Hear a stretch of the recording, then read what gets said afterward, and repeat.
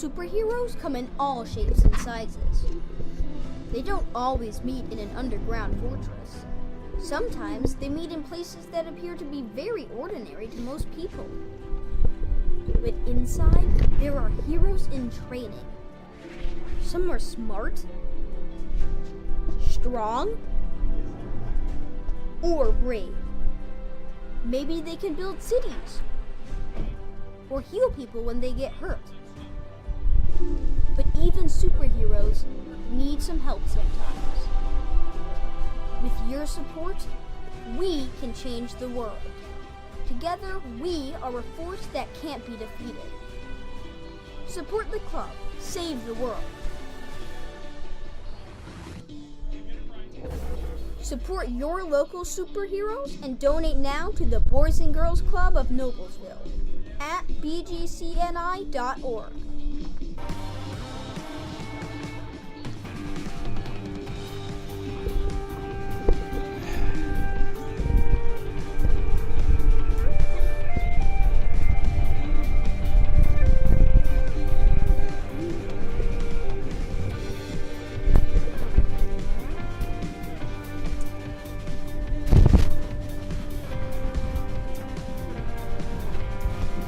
It's very true that it takes a village to raise a child. And when it comes to my healthcare village at Community Health Network, it's all nestled right in my phone. Accessing healthcare is the ability to be connected with your provider and ask a question when you need it. I feel like when I'm meeting with a community nurse practitioner or doctor, they're tuned in to what is going on with me and the way that they can serve me best. Stand by me.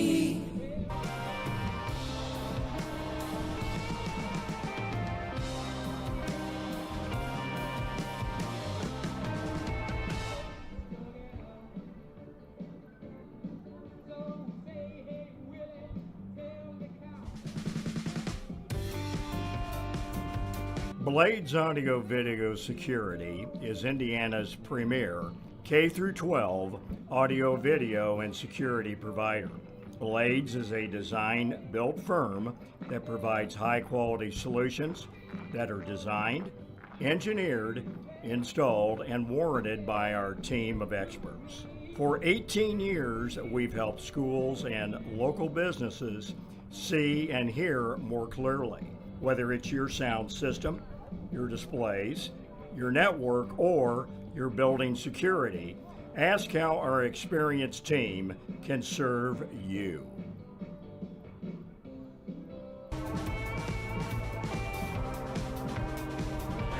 Hello, James, are you out there?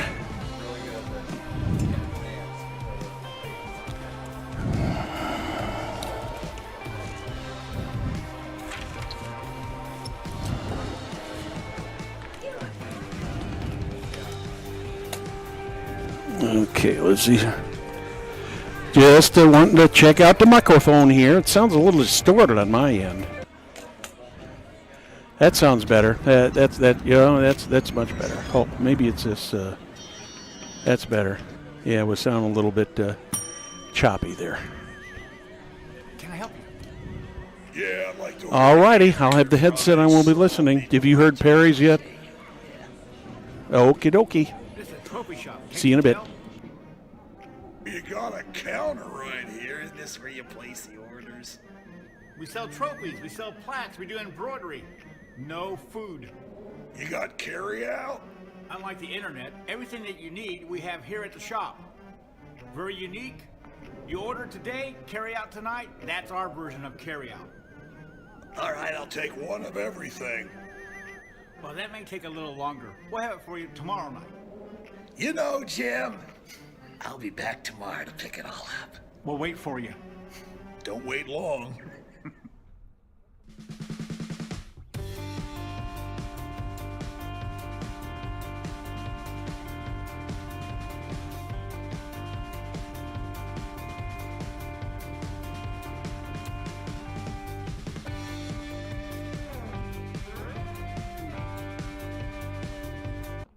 This is where champions play. This is where youth champions play.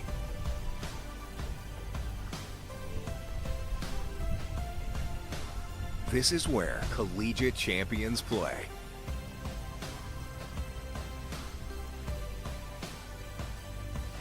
This is where Olympic and pro champions play.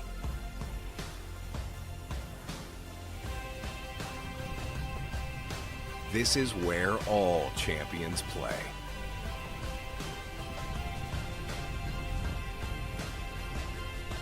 In Hamilton County, Indiana.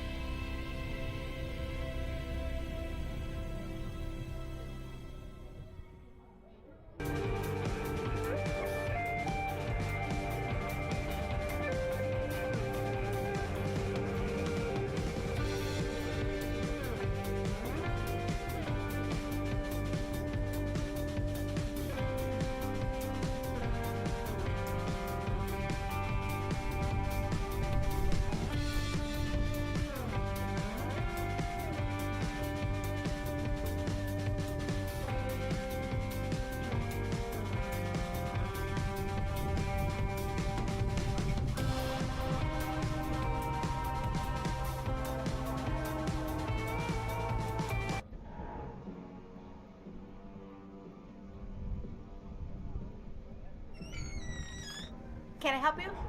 Yeah, I'm looking for Logan Street signs and banners. You found us. But this ain't Logan Street. This is South 10th. We moved 22 years ago. Well, how come you didn't change the name? That would have just confused people. Well, actually, South 10th is Allisonville, if you're from Fishers. Well, before that it was 37A, and before that it was State Road 37. So you're telling me that Logan Street signs Thank you, and sir. banners isn't on Logan Street anymore. It's actually on South 10. That's Allisonville and Fishers. And before that, it was 37A and 37? So you got that straight? Logan Street signs and banners conveniently not located on Logan Street, but rather South 10th Street in Noblesville. Exactly.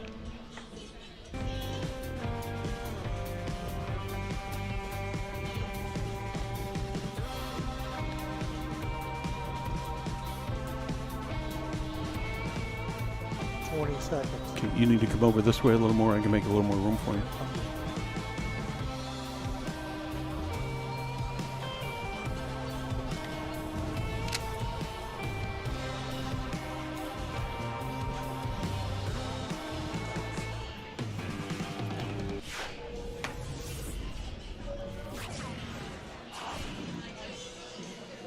Good evening, everybody. Welcome to Dunker Field, Noblesville baseball. It is I want to say a beautiful afternoon. A little bit windy. A little blistery. Yeah, a little bit of a threat of some rain maybe later, but I think we're going to get this one in. I'm Brad Silbert along with Perry Williams.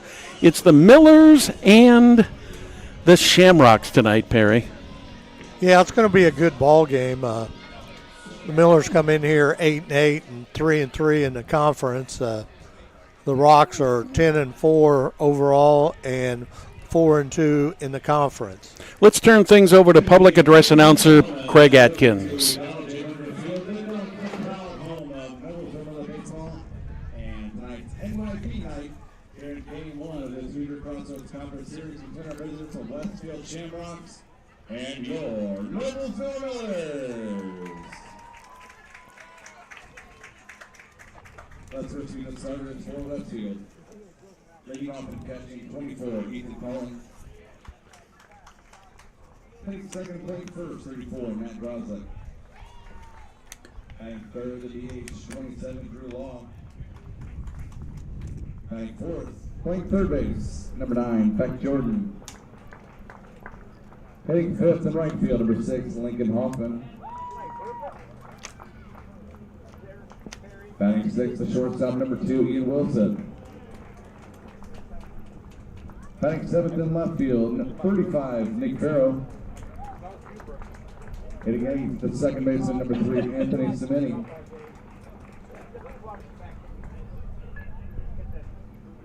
Batting ninth for Westfield, center fielder, number 1, Caden Lindsay.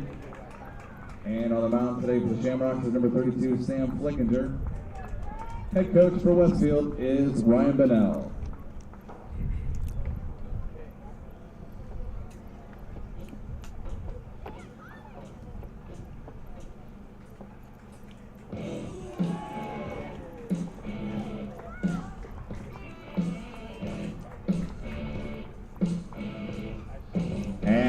let's get the starting lineup for your Noblesville Millers. Leading off, playing first base, number 2, senior Trevor Corbett. Batting second, a junior, shortstop, 15, Aiden Reynolds. Batting third in center field, senior number 17, Cole Schott. Hitting fourth in right field, senior number 9, Tanner Miller. Batting fifth in left field, senior number 27, Aiden Ramsey. Hitting sixth, sophomore designated hitter, 13, Jalen Stidham. He'll be hitting for the catcher, sophomore number 7, Garrett Dixon. Batting seventh and pitching, senior number 4, Joe Glander. Batting eighth, the third baseman, junior number 11, Chris Martz. And batting ninth for the Millers, freshman second baseman number 24, Zach Glander. Head coach for the Millers in his 21st year is Justin Keever. He's assisted by Kevin Fitzgerald, Scott Henson, Axel Duran, and Quentin Miller. At this time, fans, we ask that you all please rise, those who are able to, and if you're wearing caps, kindly remove them as we honor America with the playing of our national anthem.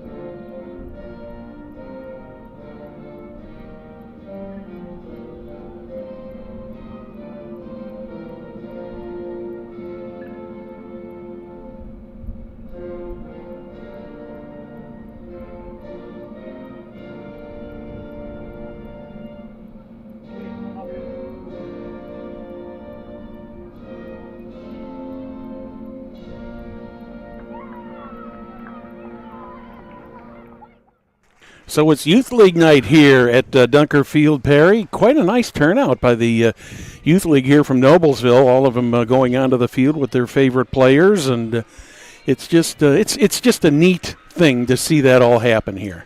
Yeah, and of course they're playing right behind us, and at Hazeldale School here, they're playing with 12 Diamonds over there. So there's quite a few kids over there too. So. But that's a good crowd of kids here. I like their energy. Yeah. I wish I had some of it, right? You and me both. You and me both. Well, Perry, let's talk a little bit about the Millers. Joe Glander is going to go to the mound for the Millers. What can you tell us about Joe? Well, Joe's had a very good start this year. His ERA is .52 for the season. He's pitched 27 innings. Give up 12 hits, 10 runs. Only 2 of them are earned. And then walks 11 and strikeouts 29. He's faced 98 batters. So. That's a nice strikeout to walk ratio. Oh, yeah. He's been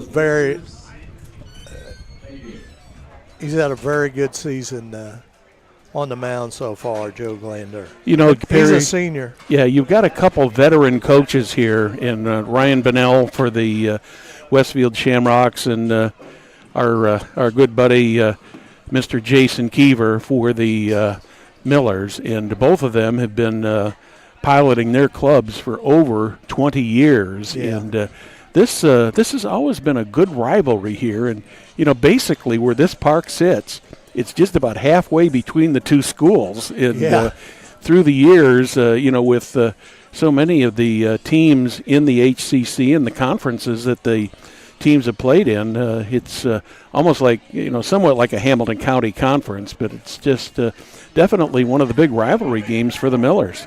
Yeah, we go on long trips here and go to Brownsburg and Zionsville and Avon, so it's not bad in this conference, and then the rest of us are within 15 minutes of each other. Yeah, and you know, another great thing about you know, about this conference and is the facilities that these kids have to play on. I wish that when I was in high school I would have had a field to play on like this. This is just phenomenal. Of course, Mother Nature, in addition to wreaking havoc with you know, with our schedule, with everybody's schedule here during the month of April, has provided a lot of precipitation.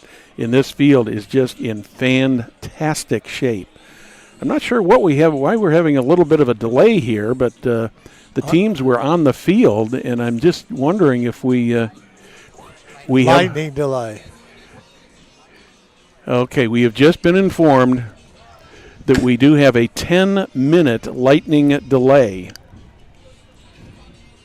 And you'll see that right on the bottom of your screen there also.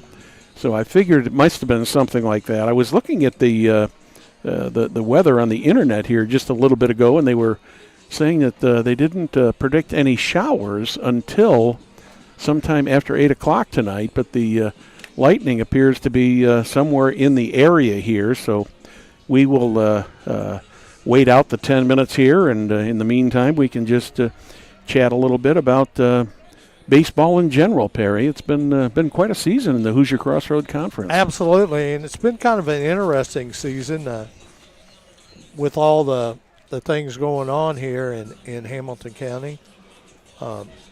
Fishers, of course, is on top, and they're 7-0 in the conference, 13-2 overall. Avon's second, they're 6-1, and they're 13-3 on the season. Westfield coming in here 4-2 and 10-4 on the season. Zionsville and Noblesville are 3-3. Zionsville's 8-5. Noblesville 8-8.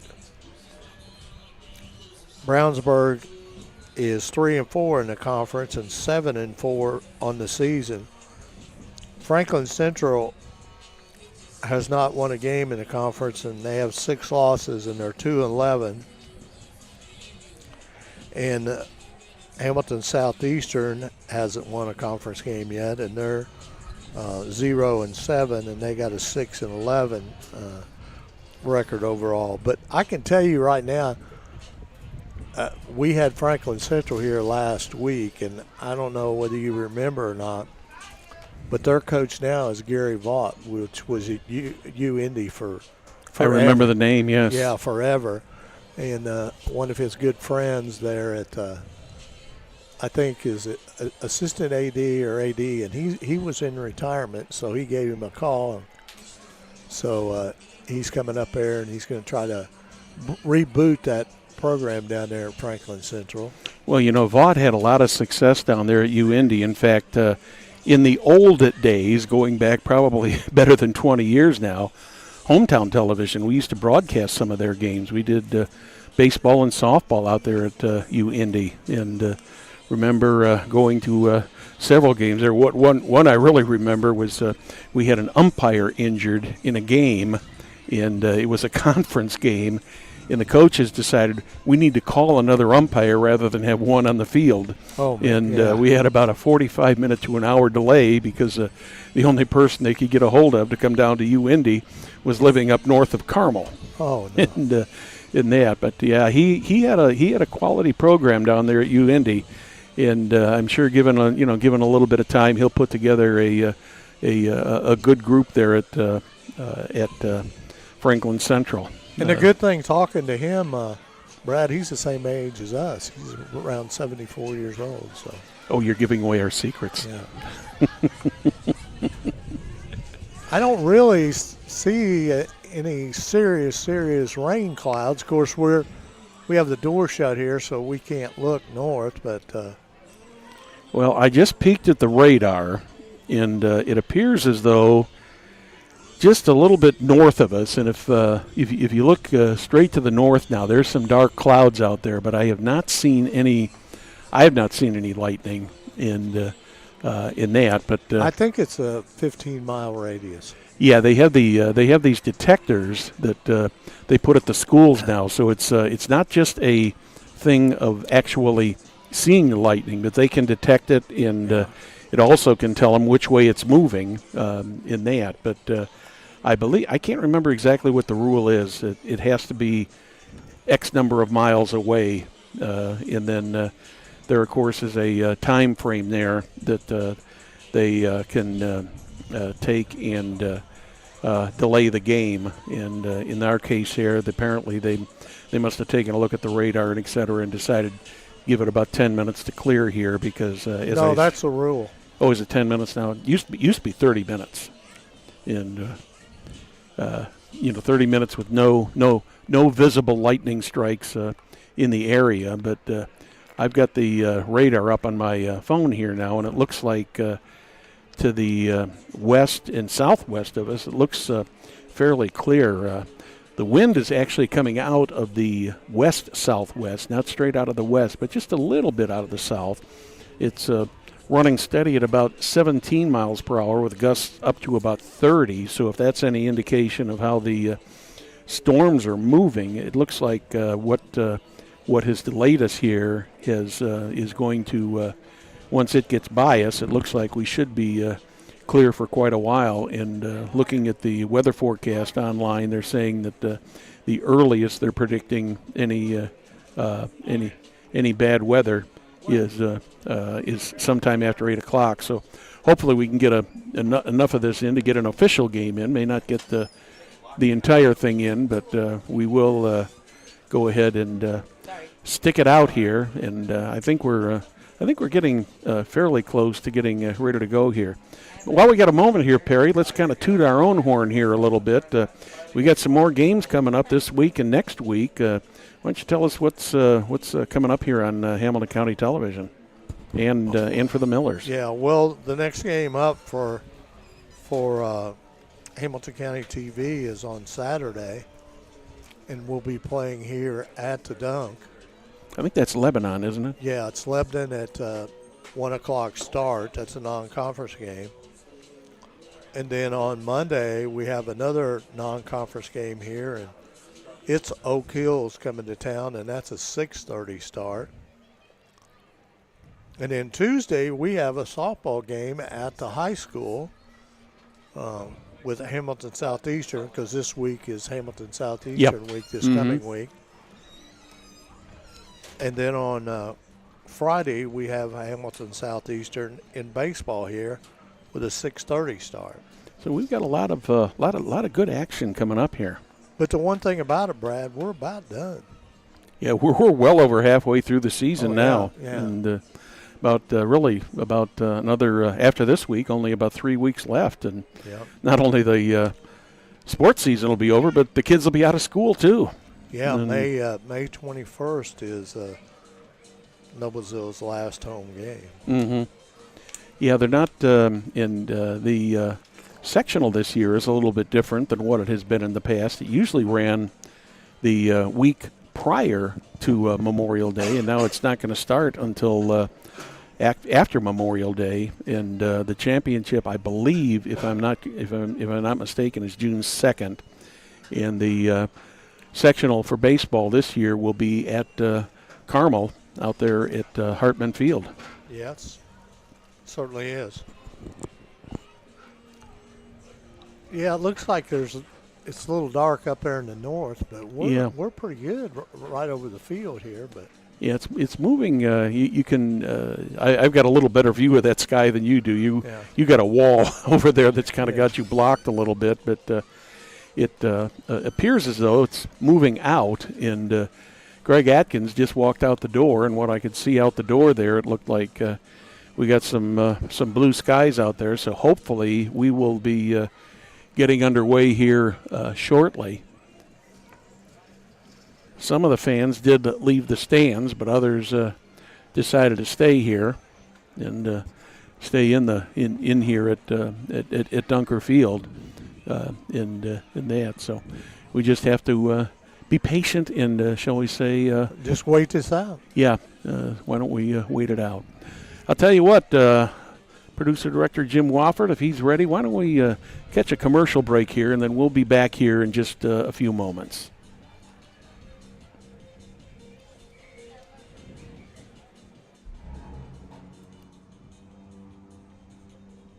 Can I help you? Yeah. I'm looking for Logan Street signs and banners. You found us. But this ain't Logan Street. We moved 22 years ago. You're telling me that Logan Street signs and banners isn't on Logan Street anymore? Exactly. So what are you saying? Logan Street signs and banners conveniently not located on Logan Street, but on South 10th Street in Noblesville, Indiana. Well, we're back here at the dunk. We're in a rain delay, as you can see on the TV screen. What's it look like, Craig? Brad's trying to find out from Leah because she's right here.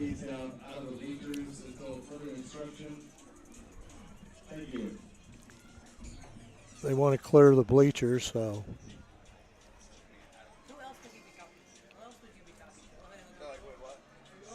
So they've asked the people to clear the bleachers. So, Jim, it looks like it's probably going to be a while if they're clearing the bleachers. I think Craig and Brad are discussing this with Leah, and we'll know something in a few minutes when Brad gets all the scoop here. But we'll hang in here. I'm kind of excited about this ball game tonight because I think both these teams are very, very good. One thing that's important for both teams in conference play, but we all know it all boils down to, with this county and all the great teams that's in this county, plus Zionsville, that the real trophy is at sectional time, and that'll be at Carmel this year. They got a beautiful facility over there. Brad's getting ready to set back down here and bring us up to date at what he knows from Leah Woolridge on what's going on. Well, what Athletic Director Leah Woolridge is saying right now, she's keeping a very, very close eye on the radar, and there are some storms to the southwest of us. And right now, it's just going to depend how those storms track. It could be, as of right now, they have not evacuated the field, but it will, just depend on what we have come up here in the next, in the next few minutes as far as what's but Brad, they on did the direction. But Craig did make an announcement while you were talking to Leah to clear the bleachers. Yeah, clear the bleachers, but they have not evacuated the stadium yet. And so hopefully here in a little bit, maybe this will pass and we can get some baseball in. That would be nice.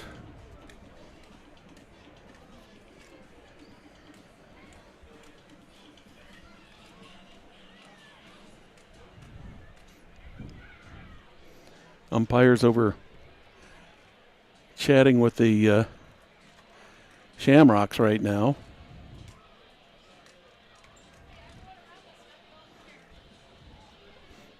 You can just see the anxiousness on the players' face over there, Perry. The one thing about it in sports today with these outside activities, and it only takes one. So it's important that we keep our players safe. And no doubt, absolutely. Yeah, you don't want to you just plain and simple do not want to take a chance. And, I think that's one of the important things that we've done here at Noblesville in the last couple of years is build a safety shelter that we use as a dressing room here, so that the teams, it's big enough that the teams, both teams can get in there out of the storm. So, well, there's just absolutely no sense to take any risk or try to do something that may be risky in that. I mean, you just, especially with lightning, you just never can tell what's going to happen. I've been, I sat in a lot of, baseball.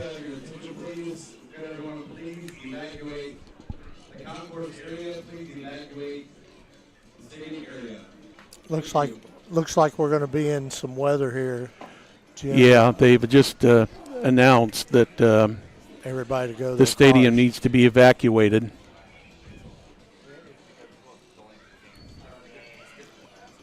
So we're probably at least looking at probably at least 30 minutes now. Yeah, at least. So, and the umpires and the head coaches are now chatting with Leo Woldrich down here behind home plate.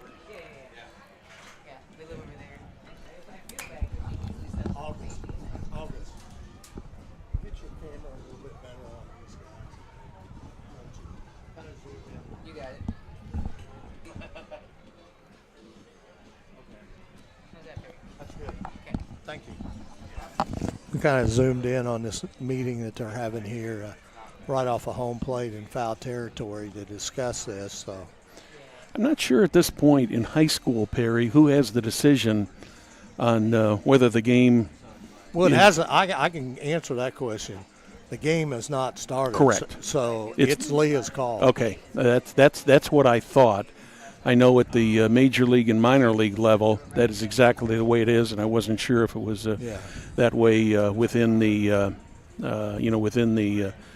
within high school rules. And really now it's really Leah's call. It's the athletic director's call if the game starts, because they have the radar. Umpires don't have that. Yeah. Now there would be a timeout called, and they'd go out and show the umpires where it's at. But it's pretty cut and dried anymore. I mean, there's no I'm not saying there's no way that this problem could happen, but we're on the side of being cautious. Oh, yeah. If we're going to err, we're going to err on the side of caution. And you just don't want to take a chance, period. It's just plain and simple not worth it. But if we do have a shower here, the one thing that we've always learned here, and Noblesville spent a ton of money on this field that you talked about earlier, how everything looks beautiful. But a few years ago, we spent quite a bit of money taking care of any drainage problems or everything. Mm-hmm. So this is a pretty good ball field.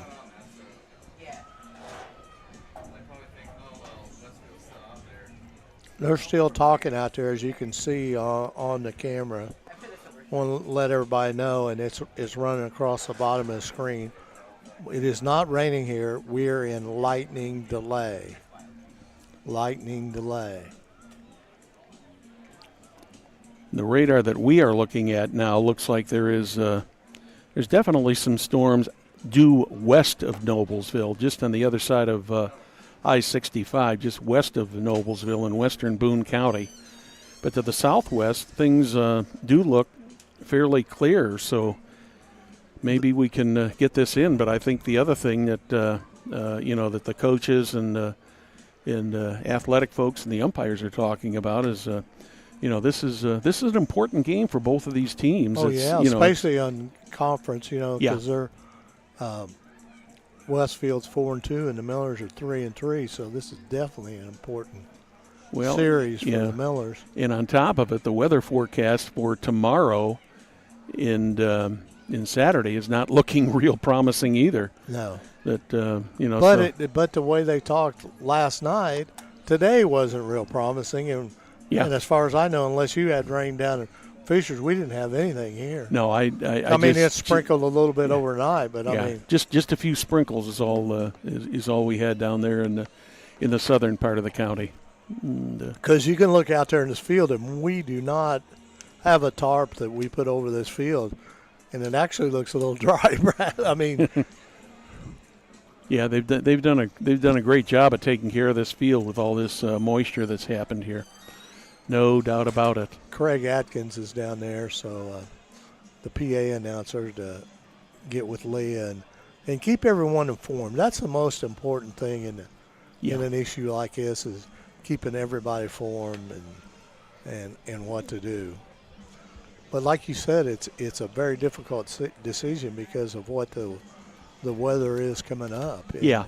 But because, if they could play tomorrow and the rain and lightning and thunder does not happen tomorrow night, they could go to Grand Park and play on the turf over there. So that's always one of the options we have here.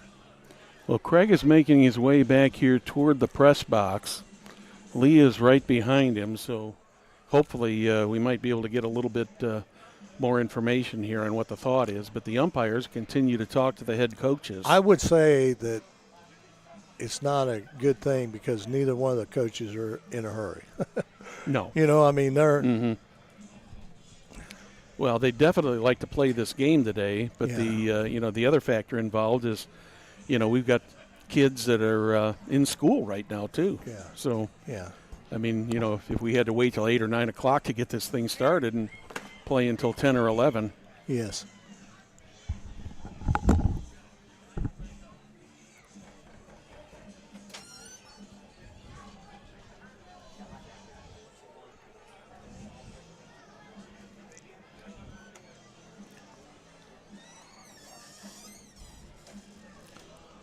Well, Brad went out again. Wait a minute. Yes.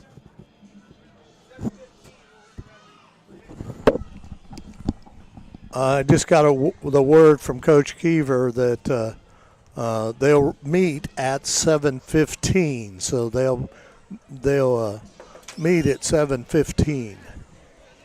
Craig Atkins is going to make an announcement here.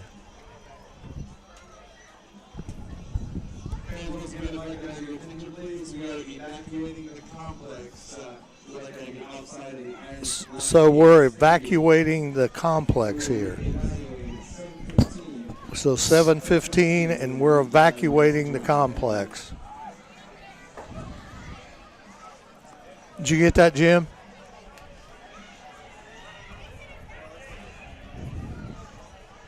Okay.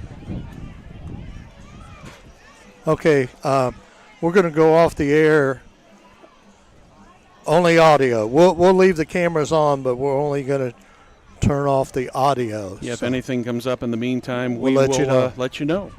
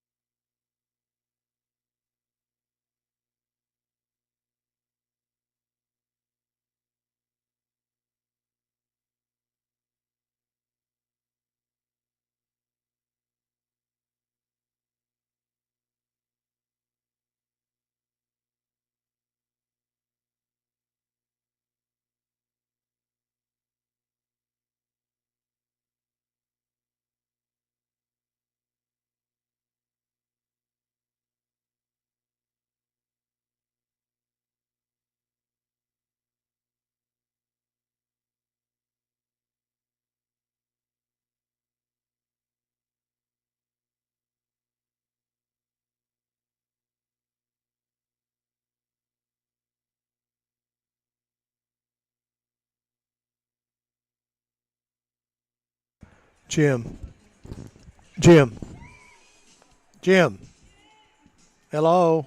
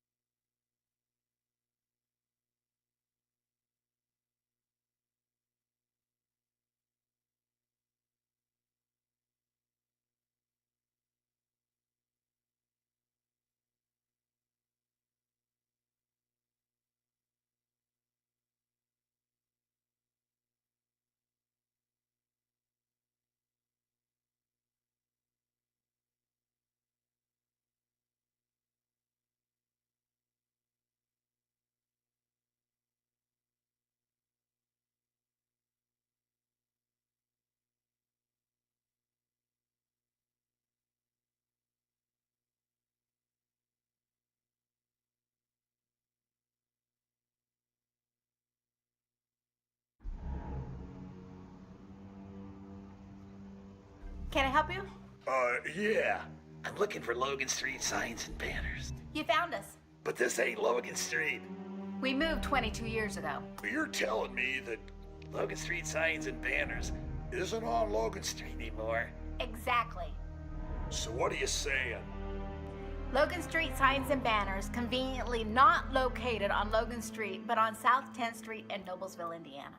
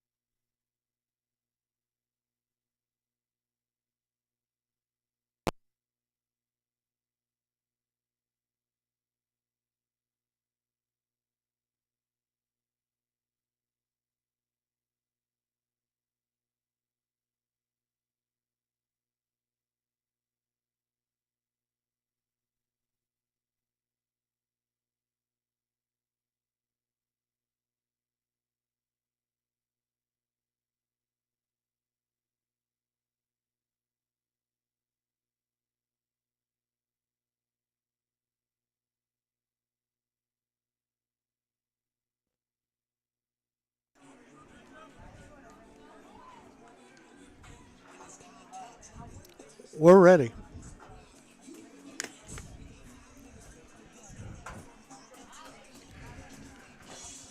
Well, welcome back to Dunker Field. All we can do, Perry, is apologize for the delay. When it comes to things like thunder and lightning, unfortunately, we have absolutely no choice. Safety comes first, and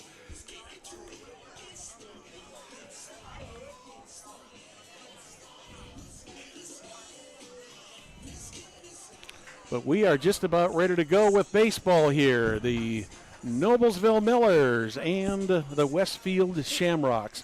Perry, to coin an old phrase, I guess better late than never, right? That's so true, so true. Joe Glander warming up on the mound. I talked to Joe in between the stoppage here, and I already knew this answer. It is tough on a pitcher to be all warmed up, ready to play, ready to take the field, and then delay an hour. So yeah, I'm almost, to be honest with you, I'm almost a little bit surprised with the way he got loose and got ready that they decided to keep him in there. But well, he hadn't thrown a pitch yet. Yeah, he hasn't thrown a pitch, but you go through that motion and go through all that warm up and everything, and then you have a chance to cool down. And if anything can hurt a pitcher, that's definitely one of them that hurts him. And it's kind of like the old thing of when you have when the Millers get out there and score about 5 or 6 runs in an inning, you get that pitcher back out there, and you always worry about, with that long here we go bench hurt everybody. Well, we are ready to get underway here at 7:42. This will be Ethan Cowling, the catcher, stepping up. He'll be the first batter for the Shamrocks. Cowling batting .259 for the season, 27 at bats and 7 hits. Takes the first pitch a little bit outside for ball 1. I imagine it won't take much for Joe to get back in the groove for either of the pitchers. The 1-0 from Glander. A little bit high and inside. 2 balls, no strikes.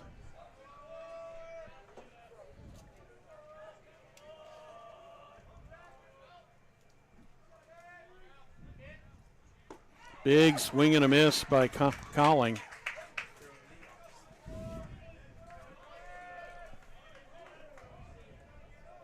Cowling, a good power hitter for the Shamrocks, a catcher.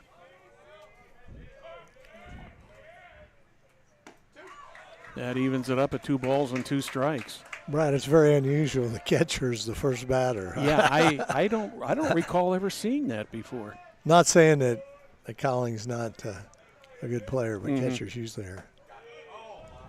Worked it to a full count.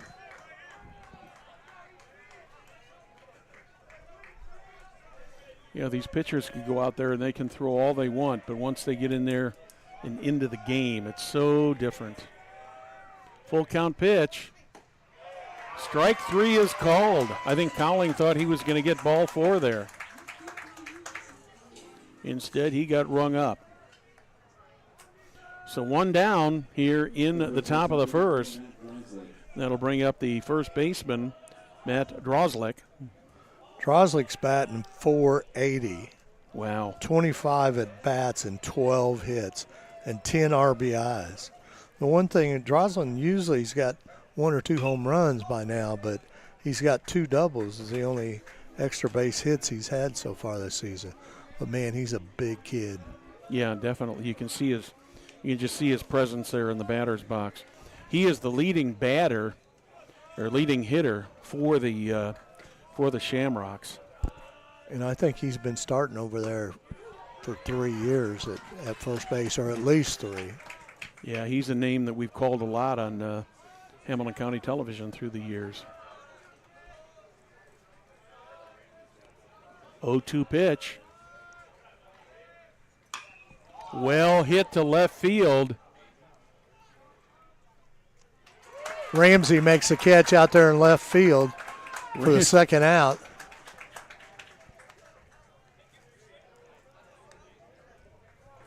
So there's 2 down. It was the left fielder who got that, wasn't it? Yeah. We're kind of crossing paths there. And yeah.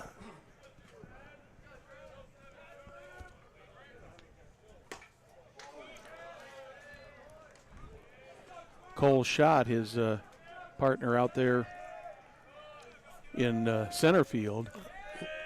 Law's the DH. He's batting .278, 36 at bats and 10 hits.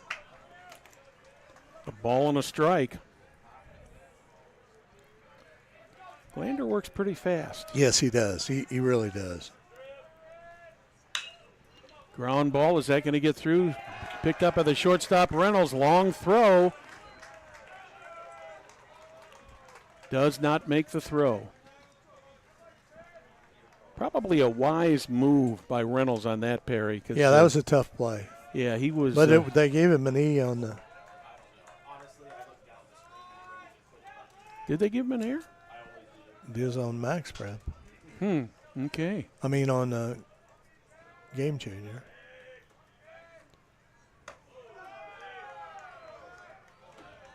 So they officially call it an E6. If they change it, I'll let you know. But Yeah. right now they have it down as a. I think Reynolds was even lucky to get to that ball. I don't understand the air, but throw down, not quite in time. Zach Glander on the catch down there, the second baseman. He's only a freshman, Brad. Glander. Don't see that very often, do you? No. And guess who his brother is? On the mound, Joe Glander. Oh, they're related? Yeah. A 1-1 count on Beck Jordan.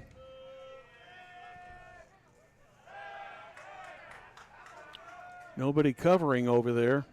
Jordan batting .366, 41 at bats and 15 hits, 16 RBIs. He's got power. 1-1 pitch on the way. A little bit high, 2-1. Well, as a team, the Shamrocks are batting .296. Which is really good. Yeah, no doubt about that.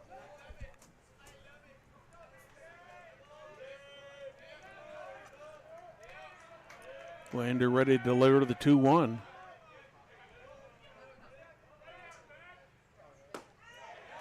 That one's in there. Evens it up, 2 balls, 2 strikes. There's 2 down, 1 runner on second. And the sun's coming out, Perry. Yeah.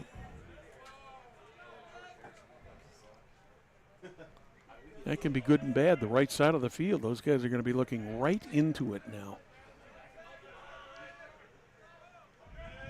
Here comes the 2-2, fouled straight back. Jordan just barely got under that one. Count remains 2 balls, 2 strikes. Drew Law on second base. Reached on an error and got a stolen base. I thought Dixon's throw down there was good, but it was just a little bit late. Yeah. And the pitch from Glander was an off speed, so that probably is what made the difference. Yeah. Law definitely chose the right pitch to try to steal on. Dixon's only a sophomore behind the plate there. Garrett Dixon. 2 balls, 2 strikes, 2 outs. Runner on second, about a third of the way down the field already.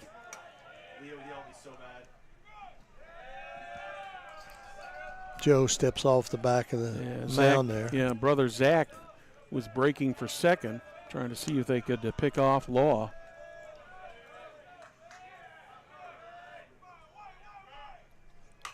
Another foul ball off to the right. Still 2-2.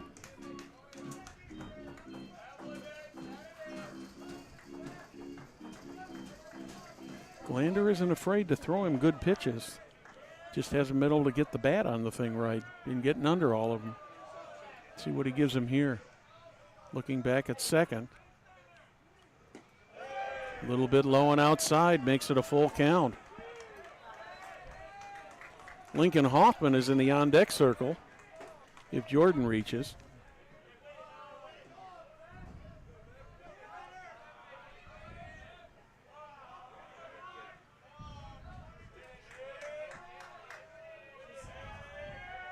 Full count pitch. Another foul ball. It's at least 3 or 4 that he's fouled off already.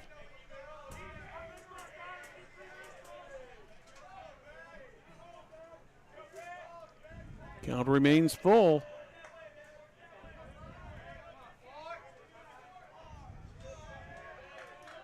A lot of chatter coming from that Westfield dugout tonight.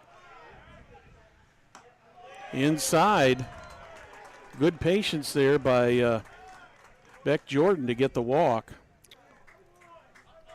So there's runners on first and second. That'll bring up right fielder Lincoln Hoffman. Hoffman batting .317, 41 at bats, 13 hits, 9 RBIs, and 3 doubles. Does have 1 home run, too. Yeah, Hoffman's only a sophomore. He started last year for him. He's one of the top players in that sophomore class in Indiana. Takes that one just a little bit outside. Wind just about straight out of the west right now. Not quite as strong as it was a little bit earlier.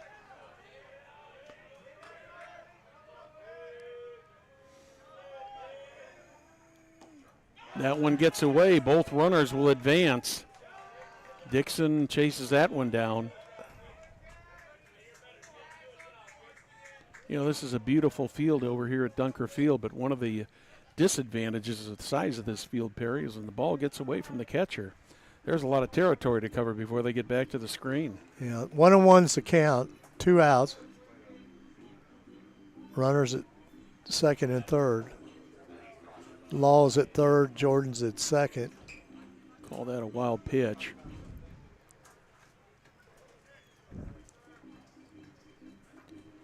Dixon back out to chat with Joe Glander.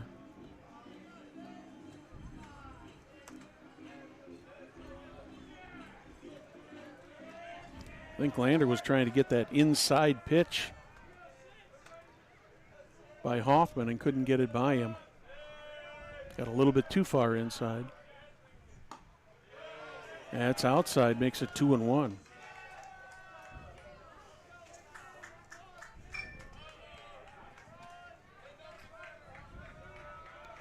Two balls, 1 strike, 2 on, 2 out, both in scoring position.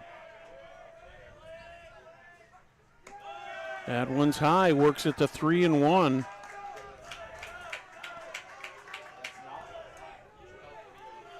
Ian Wilson in the on-deck circle for the Shamrocks.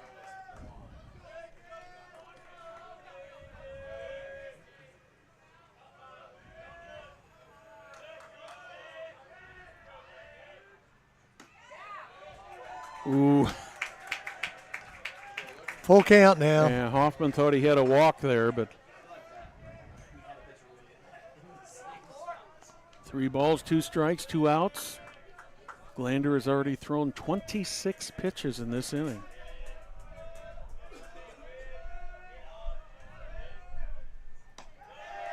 That one's a little bit outside. So that's the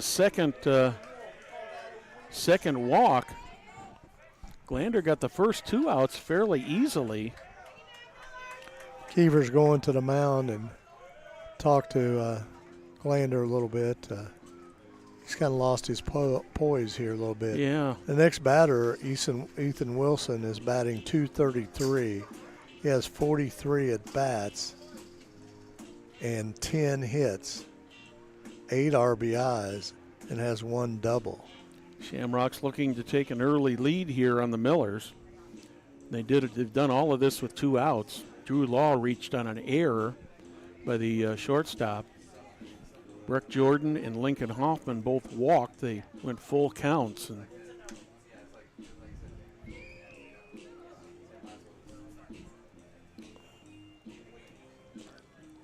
you wonder if the staff of the Millers didn't see something mechanical that maybe Glander wasn't doing quite right and try to get corrected there.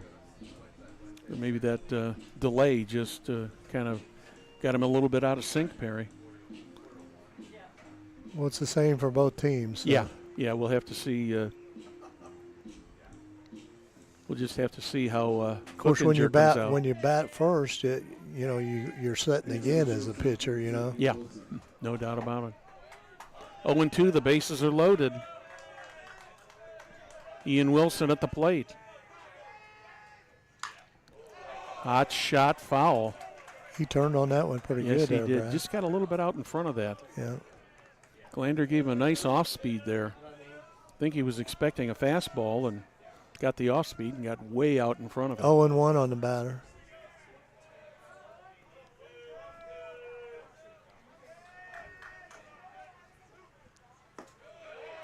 That one hits the lower outside corner. 0-2. Wilson up there at 0-2.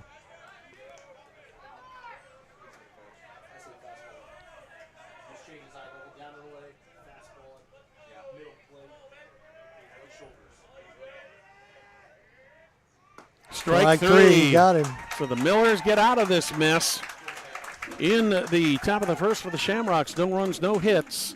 1 error, 3 left on the bases. You're watching Hamilton County Television Sports, brought to you by Logan Street Signs and Banners in Noblesville. Can I help you? Yeah. I'm looking for Logan Street Signs and Banners. You found us. But this ain't Logan Street. We moved 22 years ago. You're telling me that Logan Street Signs and Banners isn't on Logan Street anymore? Exactly. So what are you saying? Logan Street Signs and Banners, conveniently not located on Logan Street, but on South 10th Street in Noblesville, Indiana. Well, we're back here at the Dunk. No score in the first inning, but Westfield Shamrocks did leave the bases loaded there.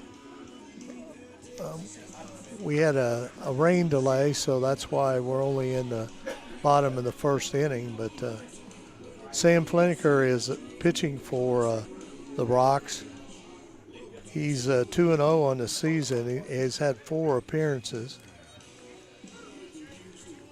He's pitched 15.2 innings, given up 9 hits, 5 base on balls, and 16 strikeouts, and has pitched to 59 batters.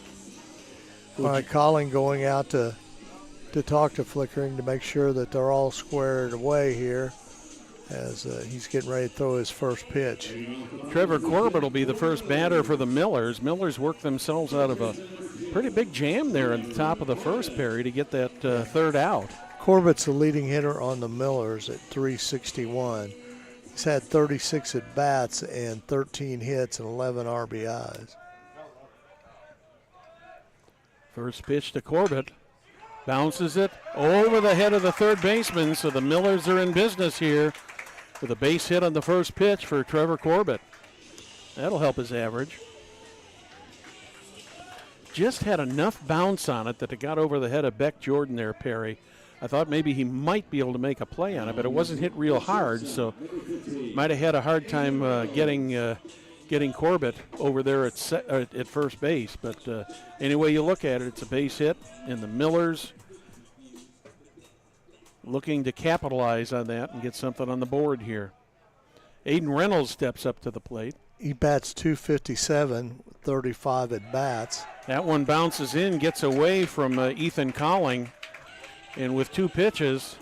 Corbett's going to third. He's headed to third. Will they get him or not? They got him.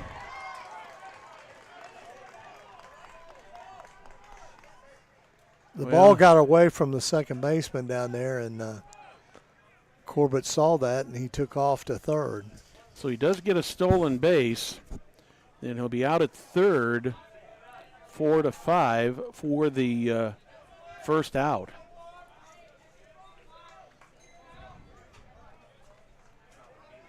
Reynolds steps back to the plate with a 1-0 count.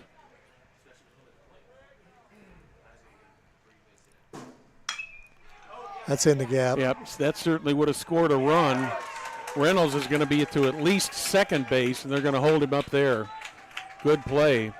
But That's Reynolds' fifth double of the season. So the Millers start out with 2 hits.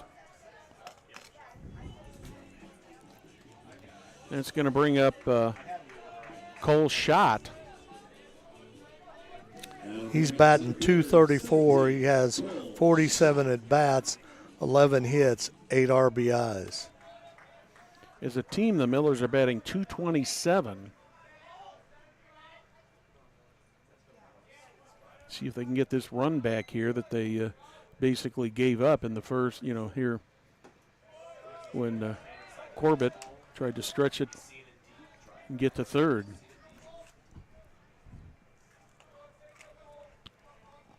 Strike 1 on Schott.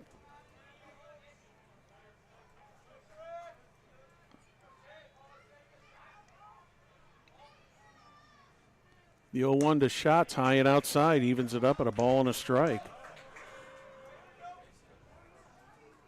Schott batting in the number 3 slot.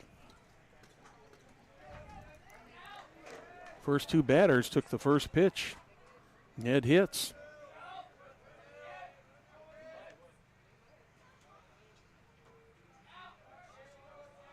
The 1-1. He went. Make it 1-2 on the swing. Aiden Reynolds is on second. Cole Schott at the plate.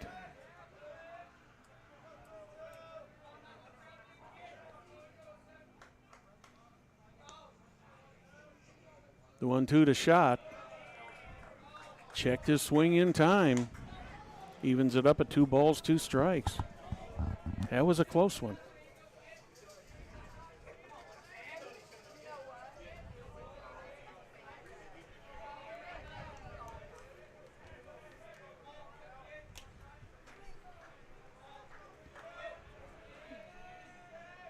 Flickinger taking his time. Right up the middle. Another base hit. They're going to send Reynolds home, and the center fielder. Lindsey kind of, it might have been a little bit slick out there because we had, right before we got started here, we had that little shower. Yep, just so a that little grass bit. Yep. is probably pretty wet. Yep. So that's 3 hits in a row for the Millers. So Schott will pick up an RBI. The Millers take the early lead, 1-0. 3 batters and 3 hits. Tanner Miller, the batter for the Millers, he's batting .222, 45 at bats and 10 hits, 9 RBIs. Nothing fancy, but good basic baseball hitting, Perry. Yeah, it sure has been so far.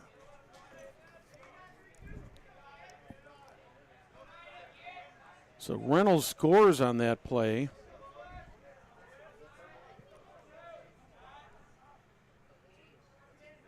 Schott on first, He got a trying good to get to jump. second. He's going to be in there. He got a good jump over there. Yes, he did. It makes it 2-0 on Tanner Miller. He's got a runner in scoring position. Another base hit would probably give the Millers another run here. See if they're going to try to hold Schott a little closer to second base than they were holding Reynolds. Schott's got good speed, too.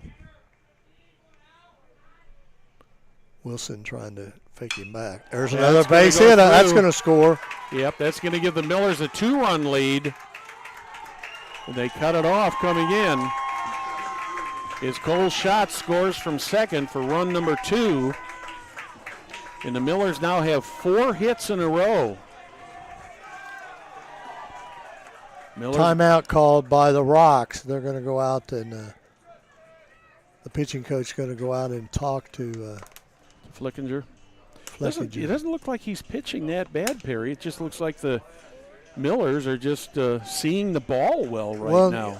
To be quite honest, the Millers have really struggled, as you can see here, at 227 on the season. But at the beginning, not making any excuses, Reynolds and Corbett, in fact, Reynolds completely missed a couple games, and Corbett missed 1.5 games, and then they had limited duties for a while. So that's why Corbett led and is one of the top recruits in the state. He's an Indiana recruit, Indiana University recruit, and so he's just now starting to get that bat moving. So Aiden Ramsey steps in. He's playing left field tonight. There's a rainbow there, Brad. See yes, it right there is. See if our camera operator August can get a picture of that beautiful rainbow.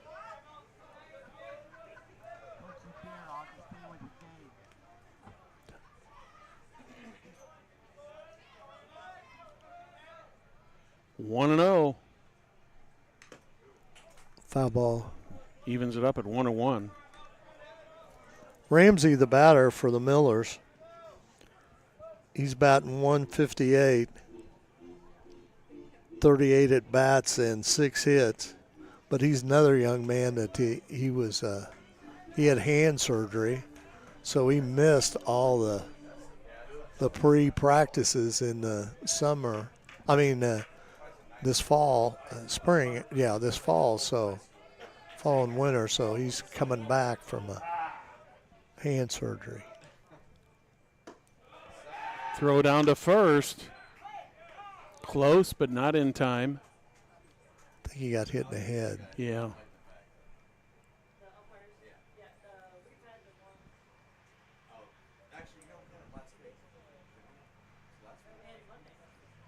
Tanner Miller was back in time, but as you said, Perry,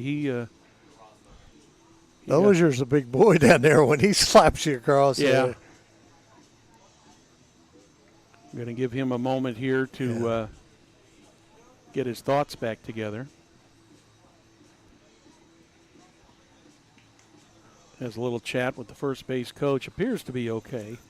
Kind of keep an eye on that over there because Tanner had a good lead. Yes, he did.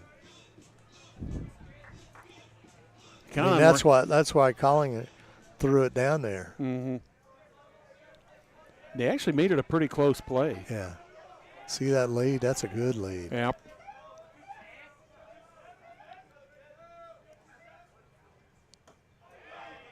That one misses. 3-1. Makes it 3-1. Both pitchers have struggled a little bit here in the first inning. Miller's managed to get out of it without giving up any runs. Ramsey takes that 3-1 pitch, and he walks.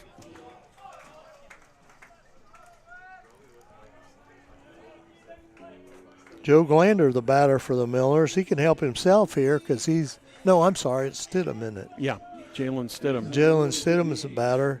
Glander will be on deck. Yeah. He's batting .312, 16 at bats, and 5 hits. 1 out. Here in the bottom of the first. 2 in already.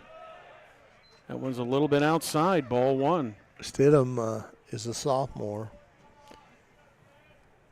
These last 5 or 6 games, he's been DHing for the Millers. Looks like Westfield may get some action going down there in the bullpen.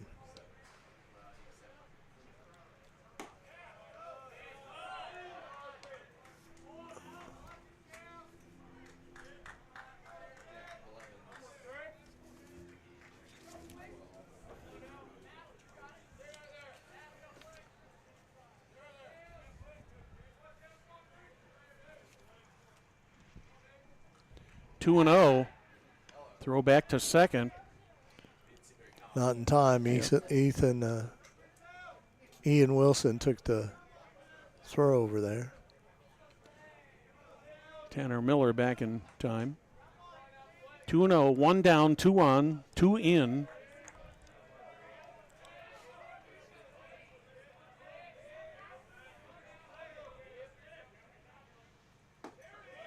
That one hits the lower outside corner of the plate.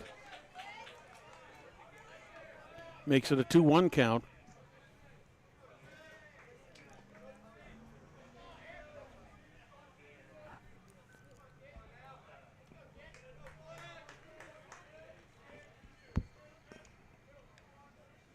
2-1 pitch.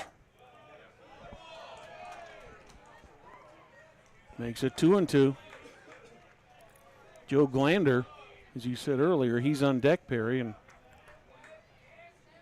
he gets a chance to bat here. He could help himself out.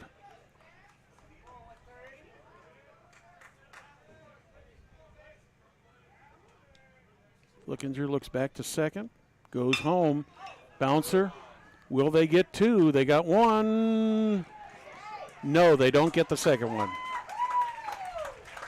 Flickinger was just a little bit slow getting that ball to second base. And I couldn't tell whether that was Wilson or Simony. It was Wilson.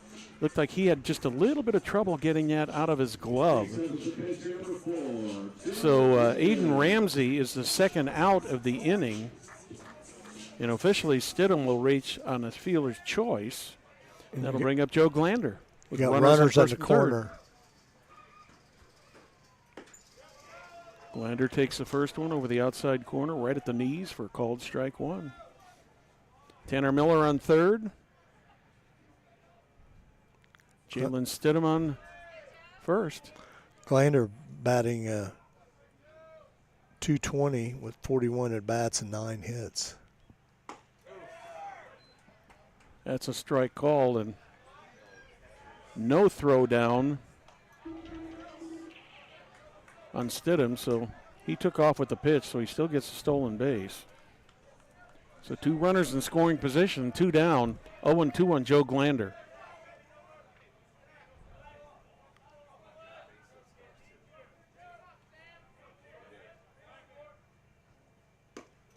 Way outside.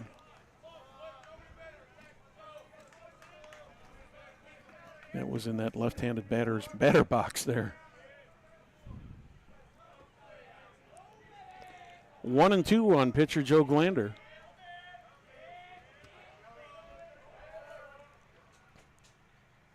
Strike and a miss. Got him. Glander goes down swinging. So in the first for the Millers, they got 2 runs and 4 hits. No errors, 2 left on the bases. At the end of 1, it's Millers 2, Shamrocks nothing. We'll be back after this. Making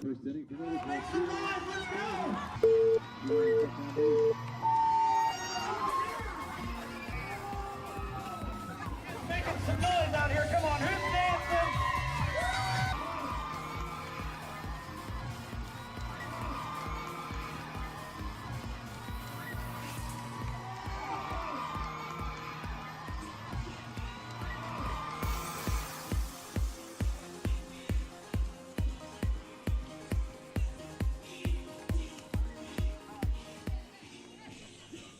All right, well, we're back here at the dunk for the top of the second inning. Joe Glander's back out there on the mound.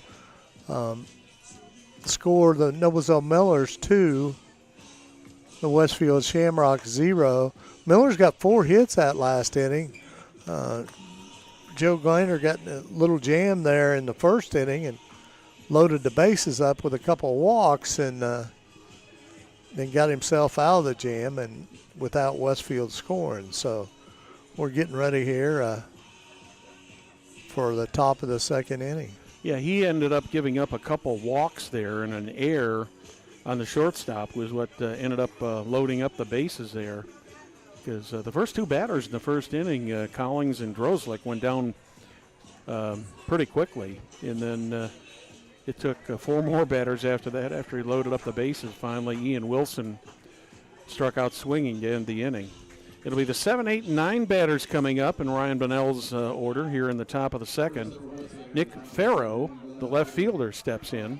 Farrow batting .256 with 39 at bats and 10 hits and 10 RBIs. First pitch from Glander on the way. That one hits him. He tried to duck, and I think that just grazed his helmet is what it looked like. Appears to be okay. Not a good way to start out the inning. I'll bring up second baseman Anthony Simony. Simony batting .324. He has 37 at bats, 12 hits, and 4 RBIs. He's the second baseman for the Rocks.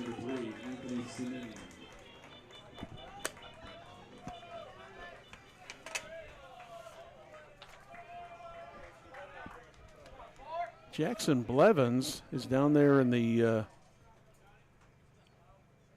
bullpen, loosening up for the Shamrocks. Cimini takes the first pitch for ball one.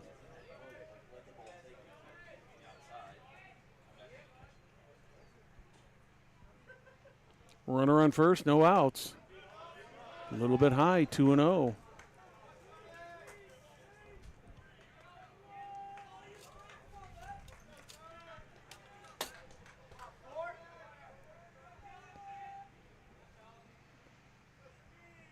The 2-0, way outside, makes it 3-0.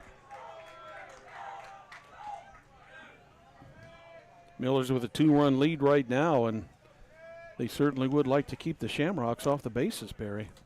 Absolutely.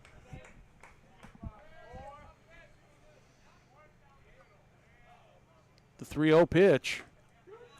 That's in there about knee high, called strike.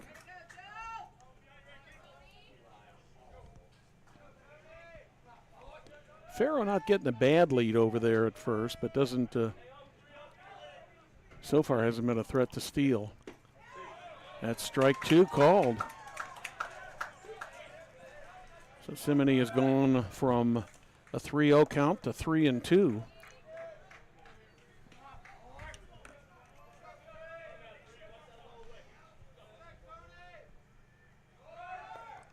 Swing and a miss. That one hits the runner as it bounces in, and there's nobody over there to go for it. Ramsey picks it up to the left fielder. But the Millers get the first out of the inning on a swinging strikeout by Cimini. And Farrow takes second on the stolen base. Number 9 batter, center fielder Caden Lindsay, steps up. That's Glander's third strikeout of the game.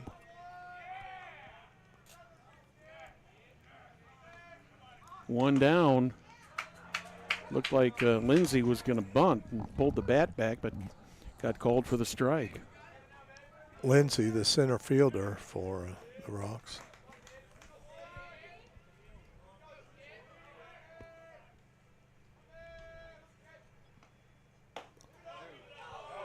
That was a little bit high. Evens it up at a ball and a strike.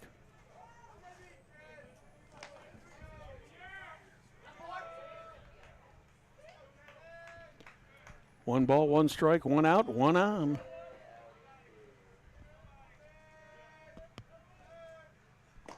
Big swing and a miss. He's down in the count, 1-2.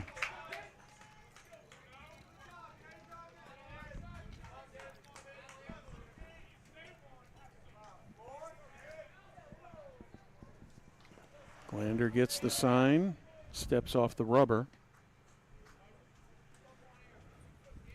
Miller's not really holding Farrow very close there at second.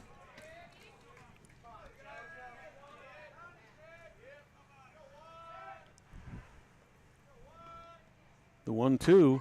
Got him. On the outside corner, caught him looking. Second out of the second inning. And the Shamrocks will go back to the top of the order. Catcher Ethan Collins steps in. He struck out looking to start this game. Strikeout number 4 so far for Joe Glander. He's thrown 41 pitches to this point. There's a drive. Is it going to be caught? No, it bounces in front of the left fielder. Throw to home. Ramsey. Throw in. Going to cut it. Over to second. He's going to be out at second, but the run that did cross the plate, Run it did cross count. the plate. Yes. So that run will count. So Farrow scores the run. So in the inning, there's one run on one hit. No errors, nobody left on the bases. Middle of the second. It's the Millers 2, the Shamrocks nothing. We'll be back after this message. Can I help you? Yeah. I'm looking for Logan Street signs and banners. You found us. But this ain't Logan Street. We moved 22 years ago. You're telling me that Logan Street signs and banners isn't on Logan Street That was the third anymore? baseman that cut Exactly. that. So what are you saying? Logan Street signs and banners conveniently not located on Logan Street, but on South 10th Street in Noblesville, Indiana. Welcome back to Dunker Field. I'm Brad Silbert along with Perry Williams. And Perry, a nice defensive play there by the Millers. Is third baseman Chris Martz came over, cut that ball off, and got it over to second to get Ethan Colling trying to stretch a single into a double. Yes, he did. But the play was at home. It just got cut off. Yeah, it was a cutoff, and you got to give Martz credit for being heads up, and he went right over to second there, and got it over to Zach Glander, and Glander put the tag on Ethan Collins trying to extend that. March is going to come to the plate here this inning too.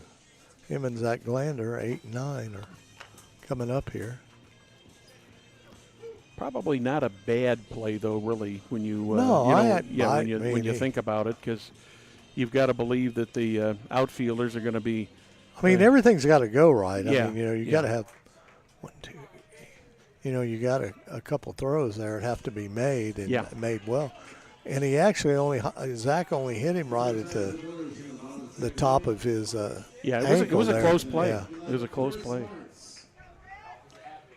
So the Millers will send the 8, 9, and 1 batter in Justin Keever's order up here in the bottom of the second.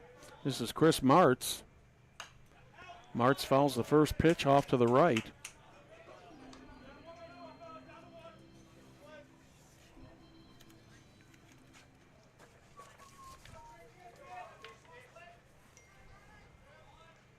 The 0-1, swing and a miss.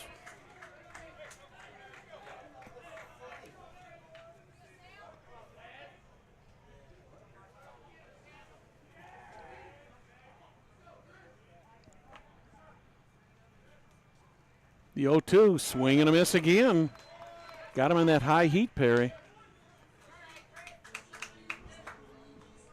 That'll bring Zach Glander to the plate.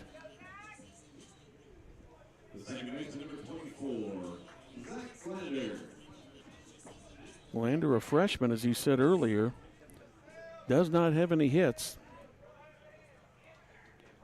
3 official at bats. Been to the plate 4 times.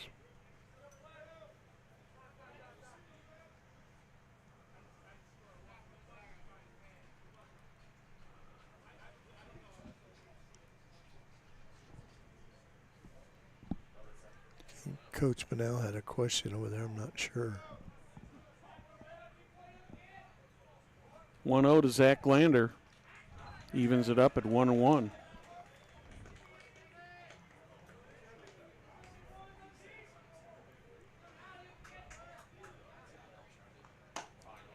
That one's inside, 2-1.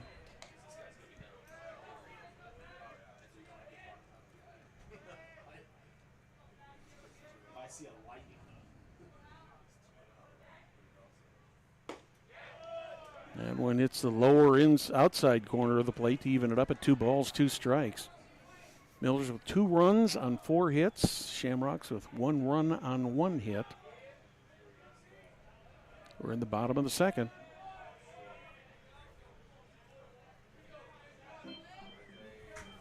If you're just tuning in, we are in the bottom of the second. Had a little bit of a lightning delay here earlier. Fouls that one back.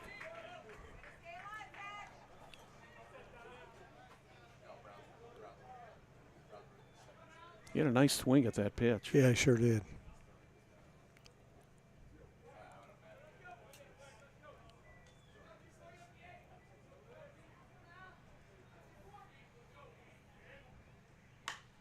That's popped up. Looks Who's like going to take that? Either second or right for second. Yeah. Cimini took the ball. 2 down, back to the top of the order.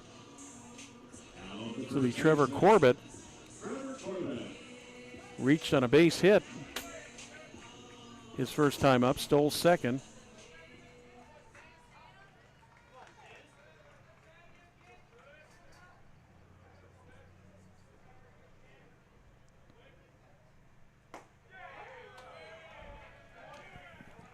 Strike one on Corbett. Yeah, the Millers got 4 hits in that first inning. That top of that order was really stroking the ball. Yeah, the first 4 batters all reached on hits. Ball inside.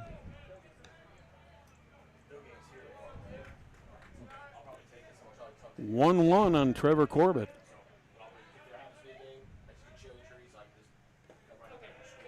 That one bounces in. Nice stop there by Ethan Colling. Always like to see those catchers move with the ball, Perry, instead of trying to just stick that glove out there. And Colling did a good job at that one. Yes, he did. The 2-1. A little bit outside, 3-1.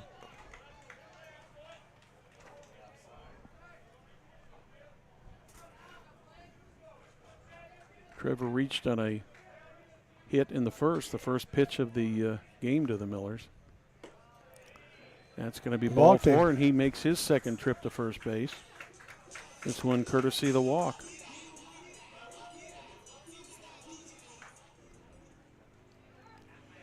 Now we'll bring up Aiden Reynolds. He had a double. Now stepping in for Noblesville, number 15, Aiden Reynolds.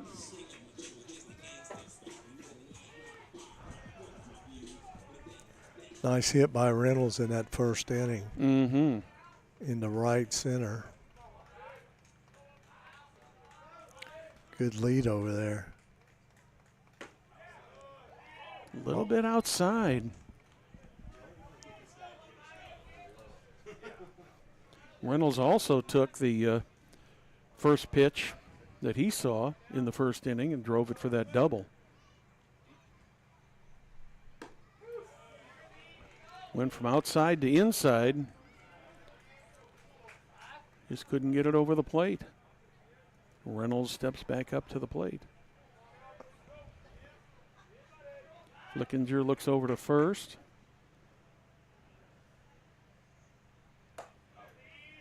Another one outside. He went outside, inside, outside. So Reynolds is up there at 3-0. Think they'll give him the green light on this, Perry? Probably not. Make Flickinger put one over the plate here.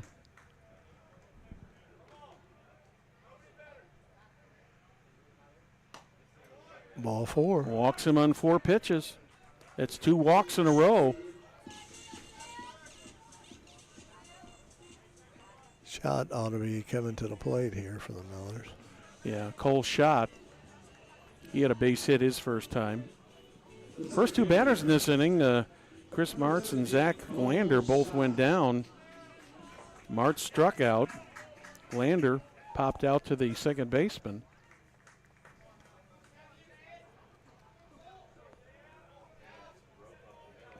Since then, Flickinger has walked the last 2 batters.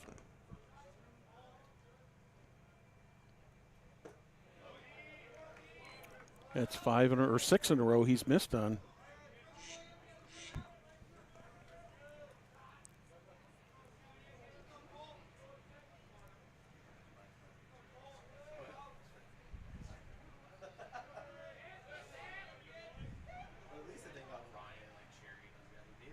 Here's the pitch. Misses again.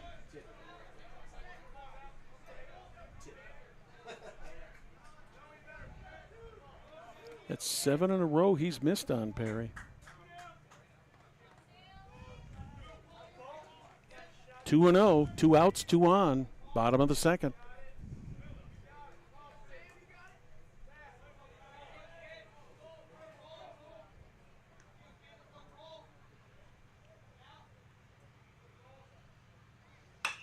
Ooh, well hit into the gap there. Nobody's going to get to that. This is going to score at least 1. And they're waving the second runner around.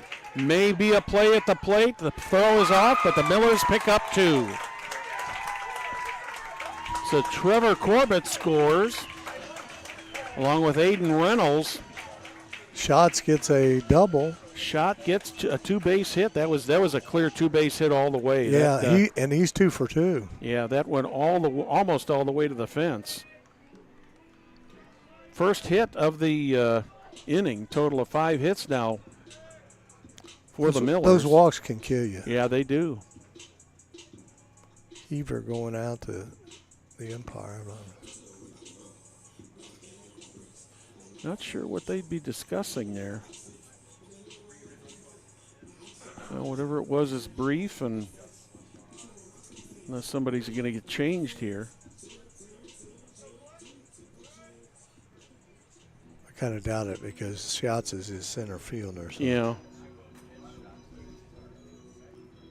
And Tanner Miller, who had a hit his first time up, is ready to step up to the plate.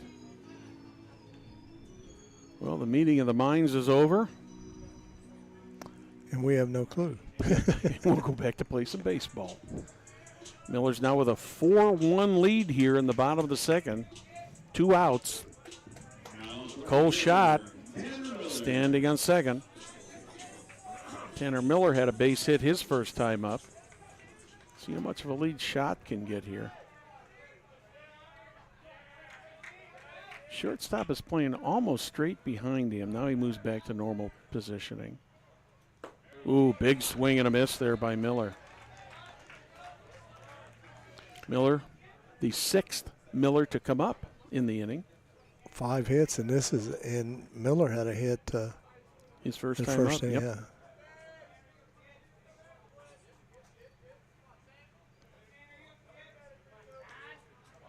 The 0-1 pitch. That one's outside, gets away, but not far enough away from Ethan Colling to allow Cole Schott to try to get to third.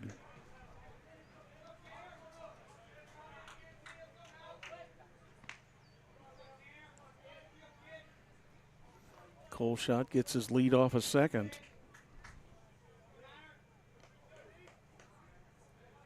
He's got a good lead there. Yeah, he does. Pitch to Miller. Big swing and a miss. He's in the hole at 1-2. You know, I can't remember everything, but Fletcher hasn't thrown to a base yet, has he? I don't believe so. I think you're correct. And the Millers have been getting pretty good leads. So. Yeah. He's about to throw his 50th pitch.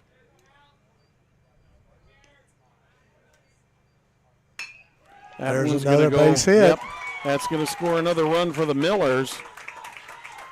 As Miller rounds first but goes back to first, he'll get another RBI. And Cole Schott scores from second.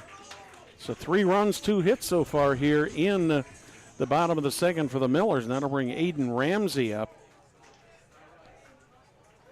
Ramsey walked his first time up. And that's also Tanner Miller's second hit also. So Schatz and Miller both are 2 for 2.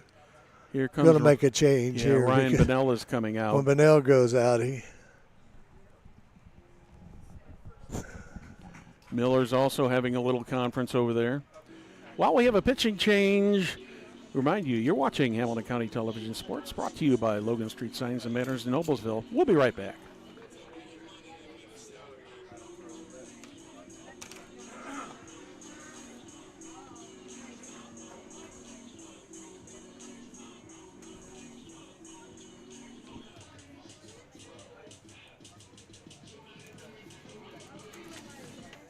Blevins, the pitcher for Westfield, making a change here. Blevins has pitched 13 innings, given up 21 hits, 15 runs, walked 7, struck out 15, and has faced 61 batters. So Blevins, the pitcher. Let's go through Flettinger's stats as he's left the game now. Flettinger threw 51 pitches, 26 were for strikes. He faced 13 batters, give up 6 hits, 5 runs, all of them earned, 3 base on balls, and 2 strikeouts. All right, Blevins getting his warm-ups in here as he's come in the game. Blevins has. He has a 4.85 ERA. He is 1-1 on the season. This is his 5th appearance. and he's had 3 game starts this season. You know, Perry, the Millers started the second inning off just exactly the opposite way that they started the first inning off. The first 2 batters went down with a strikeout and a pop-out, and then the floodgates kind of opened with 2 walks, a double, and a single. And so they've scored a total of 3 runs here already through 2 2/3 innings.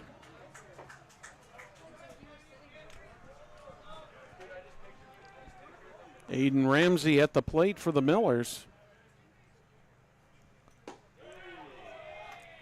First pitch is ball 1. It was low.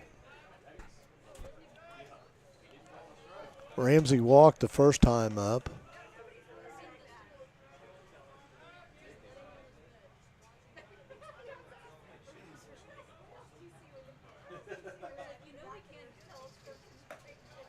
That one's a little bit high and outside. Colling thought about throwing down to first, but then did not. Good speed over there by Tanner. He's got a good lead again.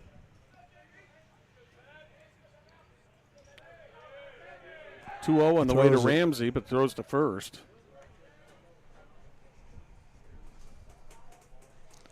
That was kind of a sneaky little move there. I thought he was coming home.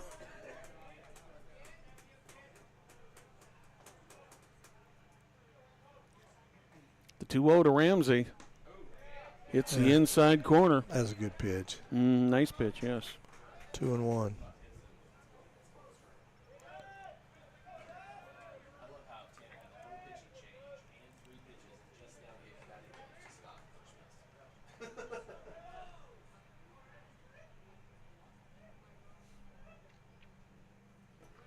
That one gets away. Tanner Miller takes off. Tanner Miller on second for the Millers now. We'll give him second. I would call that a pass ball or wild pitch. What do you think? Probably a pass ball. Yeah, that wasn't that far off the plate, and it did not bounce in. 3-1 on Ramsey now. Pops it up in foul territory. Collins after it. He's got it. You know, Colling is good behind that plate. But, you know, one thing about watching Coach Pinnell in all these years, he's always had a great catcher. Yes, he has. So in the bottom of the second for the Millers, they score 3 more runs on 2 hits. No errors, 1 left on the bases at the end of 2. It's Millers 5, Westfield Shamrocks 1. We'll be right back.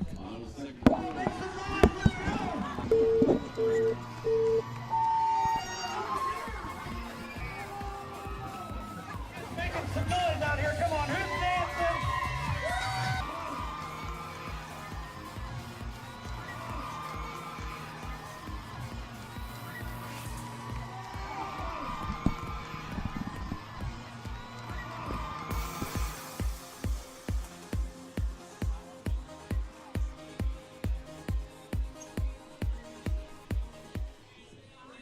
Well, we're back here at the dunk with the score of the Noblesville Millers 5 and the Westfield Shamrocks 1. The Millers got 6 hits tonight, and Westfield has 1. The Millers committed 1 error in Reynolds at shortstop, which was a pretty hard hit ball. But yes, it was. They called it an error, so, you know.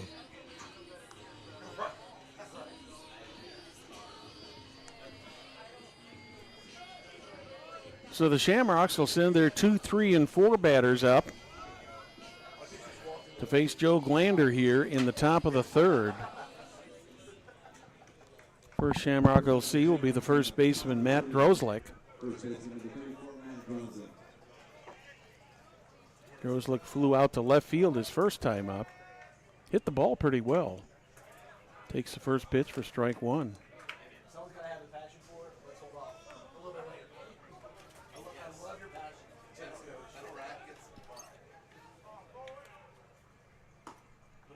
Ball outside, 1-1. Yep, a little bit outside. The sun has set. The lights have taken effect. No more shadows out there. That'll make it easier on all the fielders. And the batter, too. There's a drive into center field. Our second hit for Yep. the evening. Oh, it got by. Shot out there in center field. Yeah, that was kind of a freak play there. Yeah, that was a single with an error on the center fielder. Yeah, I'll give him a base hit. Miller's pick up a second error. Make that officially an E8. As Drozlik is on second base. Shamrocks trying to work their way back into this game. This is designated hitter Drew Law. Law reached on an error in the first inning.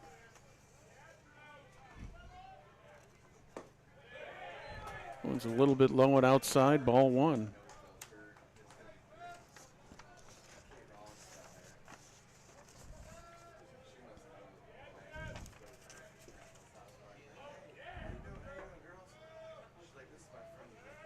The 1-0 on the way from Glander.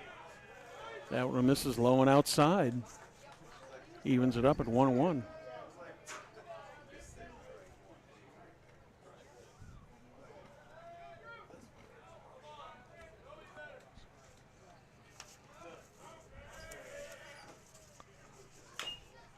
There's a bouncer foul. Makes it a ball and 2 strikes on Drew Law. Law made it to third in the first inning, but got stranded there. Shamrocks loaded up the bases in the first, but Glander was able to get a strikeout to retire the sides.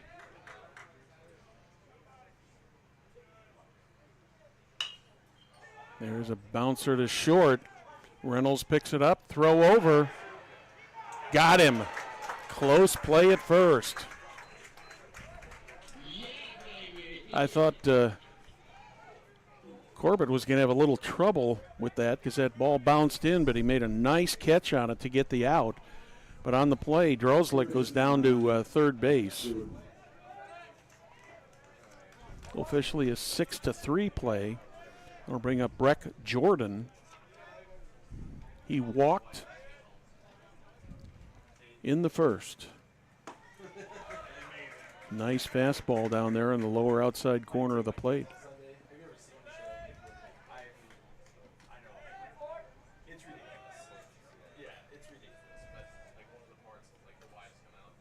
The 0-1 pitch. Oh, wee. That one went foul, but he turned on that one. Brad. Yeah. He just got out in front of that one a little bit. Jordan, one of the better hitters on the Rocks, though. He walked the first time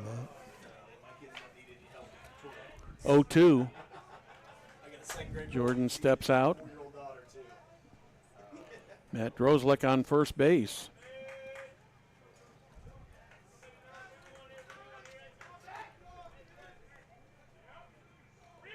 That one gets by, and the Shamrocks are going to get a run here. So that makes it 5-2 here. Drozlik scores.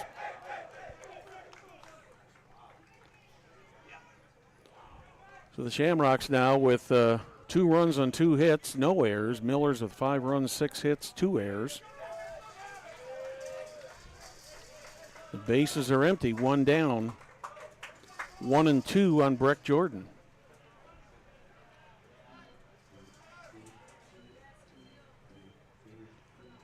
I don't think there was anything Garrett Dixon could do about that one, Perry. That was so far outside. Yeah, it was a wild pitch. I don't think he even got the glove on it. The 1-2. Strike 2. Over the inside corner. Got the strike looking. That's 2 down. Lincoln Hoffman steps in. I'll tell you, this Hoffman kid, I love his swing. I mean, yeah. And he's got a bright future ahead of him. Yeah, he's got a good baseball swing. Yeah. Look at that. Wow. You just see the power in that swing. swing. He's only a sophomore, and he's I think he didn't start the first 4 or 5 games last season, but then after it, he was in the lineup somewhere. See, that's a pretty swing. Yeah, yeah, it is.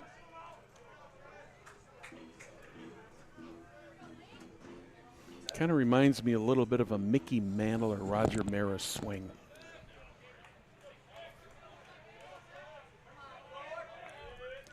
He's in the hole at 0-2. See if Glander can get him here. Did he go? Yep. He went.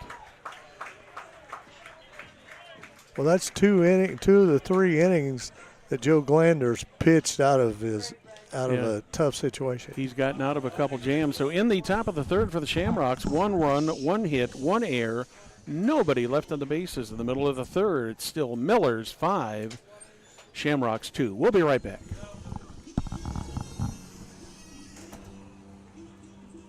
Can I help you? Yeah. I'm looking for Logan Street signs and banners. You found us. But this ain't Logan Street. We moved 22 years ago. You're telling me that Logan Street signs and banners isn't on Logan Street anymore? Exactly. So what are you saying? Logan Street signs and banners conveniently not located on Logan Street, but on South 10th Street in Noblesville, Indiana.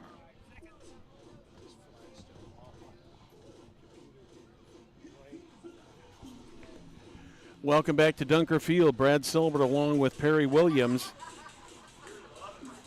Blevins back out here on the mound. He came in relief the last inning, and he's back out there on the mound again. Yeah, 5-2 score. He faced the last 3 batters of the inning. The designated hitter, Jalen Stidham, pitcher Joe Glander, and third baseman Chris Martz out there to face Mr. Blevins. Stidham officially reached on a fielder's choice in the 1st.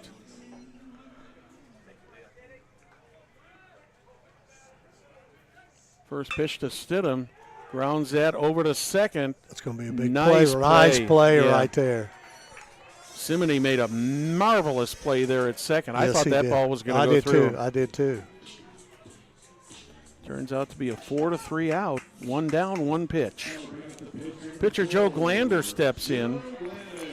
Struck out swinging to end the 1st inning.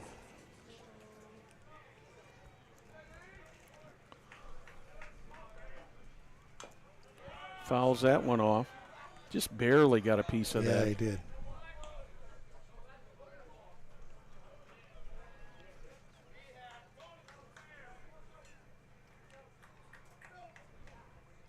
Lights taking full effect here at Dunker Field. There's a base Another hit. base hit.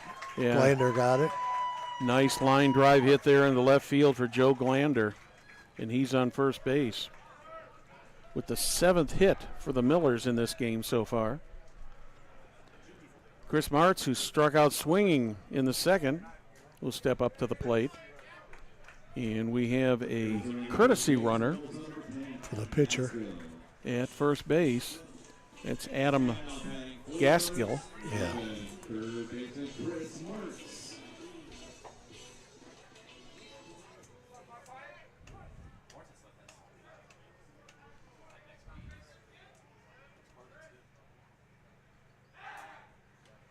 Throw over to first. Gaskill back in plenty of time. Made it a little bit interesting there.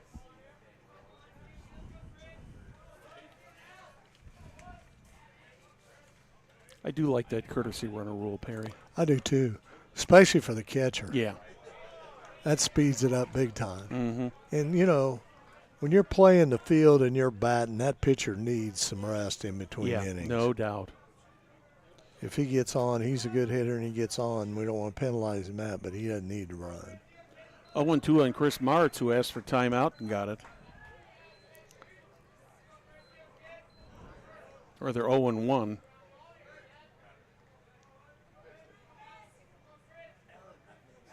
Another throw over to first. Gaskill back in time. Flickinger never went to first or second at all. No.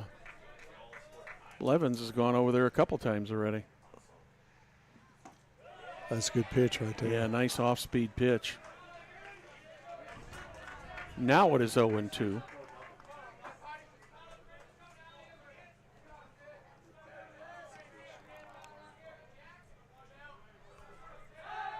Another throw over to first.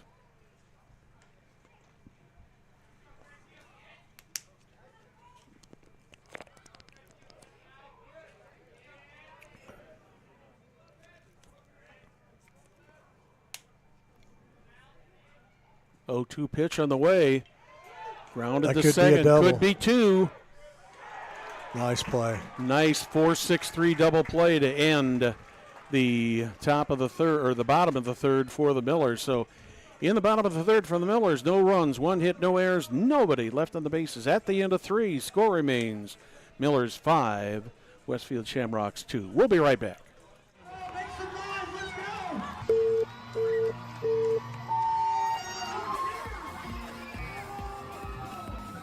Making some noise out here. Come on, who's dancing?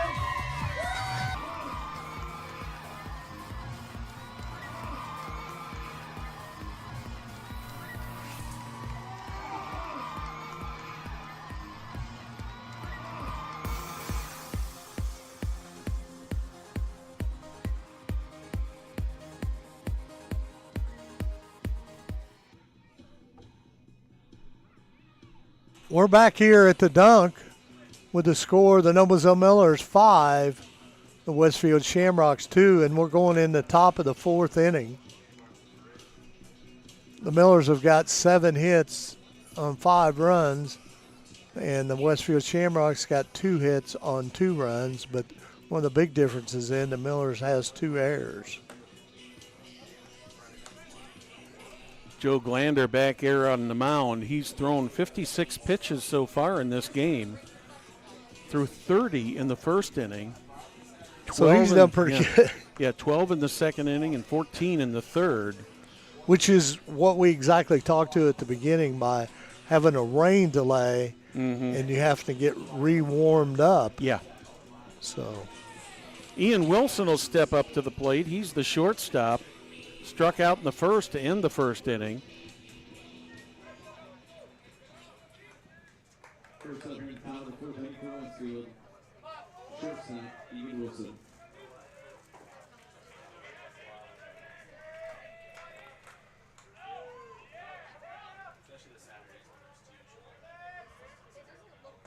Big swing and a miss for strike 1. Lander right now seems to be settled in. Wilson struck out on 3 pitches in the first.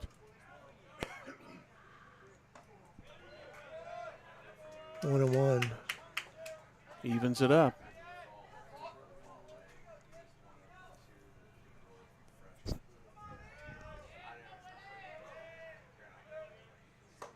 That one's high, 2-1. Joe's a little high now.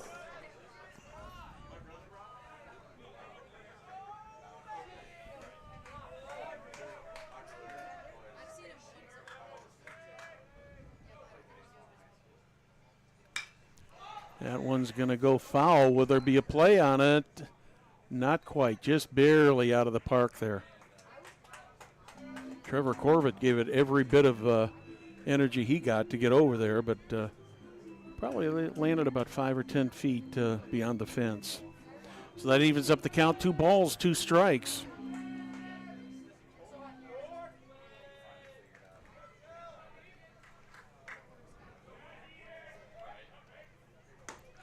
Strike Nice 3 is going to be pitch. called. He froze him on that one. He sure did. And I think Wilson knew it. I Yeah. mean, Yeah, you could see the expression on his face there. Yeah, his body language had frustration written all over it.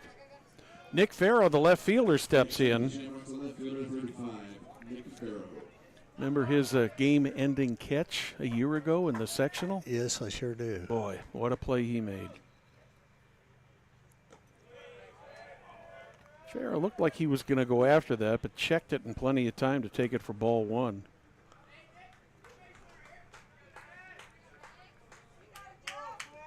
He was hit by a pitch on the first pitch. He got to start the second inning. Eventually scored the first run for the Shamrocks. That one's high, 2-0.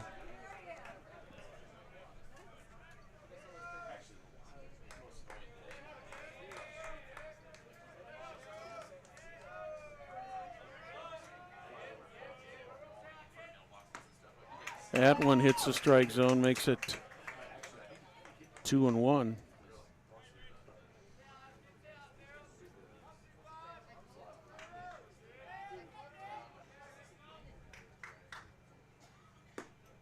That's a little bit outside, makes it 3-1 now on Nick Farrell.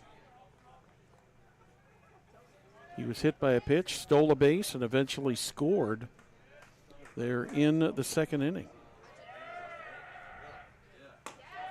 That one's right over the heart of the plate to make it a full count at 3-2.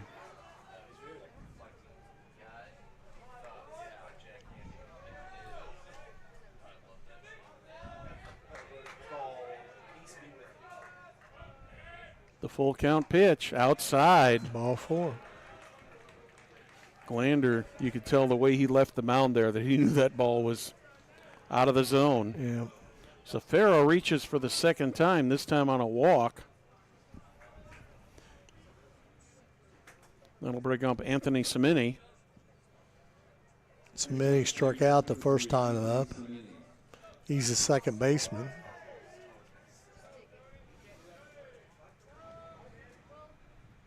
One out, one on. We're in the top of the fourth. Miller's holding on to a 5-2 lead here over the Shamrocks. Over to first. That one gets away, but Farrow is not going to be able to advance on that. Didn't get very far away. Bounced in there to Trevor Corbett.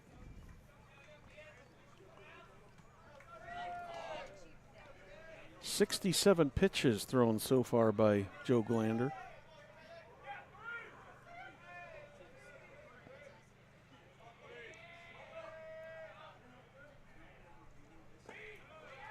Nice stop there by Mr. Dixon. Yeah, he did a good job on that.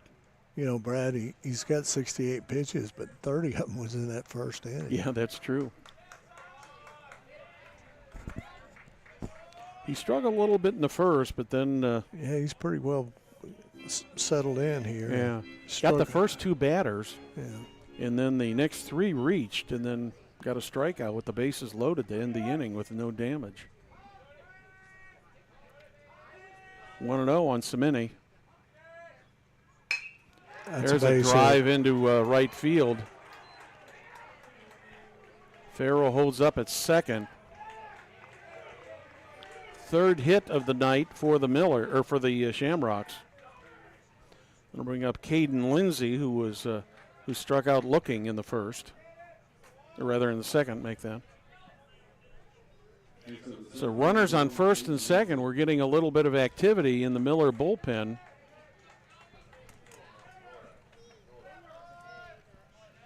Tell me the number and I can tell you who it is. Yeah, let me see if I can get the binoculars out here to.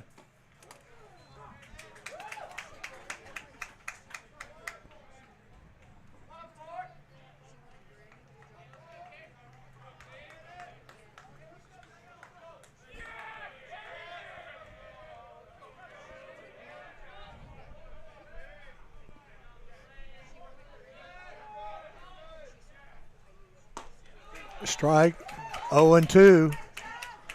Westfield's got runners on first and second. Hall is loosening up at the bullpen. Eli Hall. He's a sophomore. The 0-2. Got him. Swing and a miss. He gets him, and Dixon alertly tags him. That was a heads-up play by Dixon there, because if he'd had to throw down to first, you got to believe that, he couldn't throw down to first. The base was occupied. Yep. That's Joe's 8th strikeout.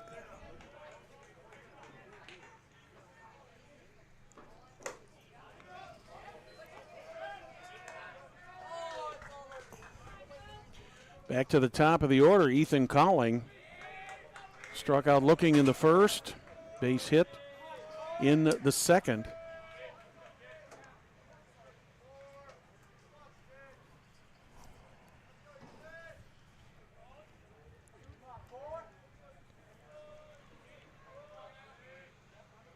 Nick Farrow out there on second. 2 down, 1-0 the count. Nice pitch. Yeah, good fastball. Evens it up at a ball and a strike.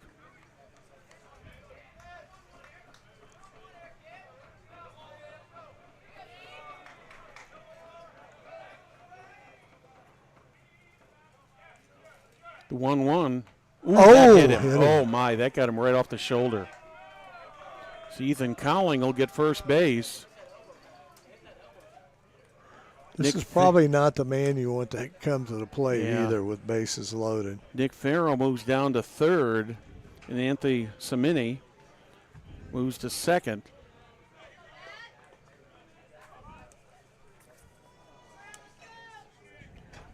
That'll bring Matt Drozlik to the plate. Who is the leading hitter on this team. He had a double his last time up, or a base hit his last time up.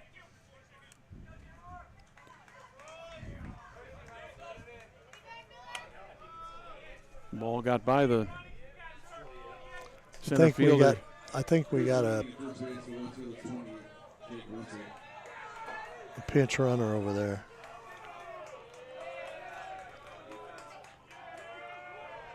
Yeah, Colling was the catcher, so well hit. That stays fair.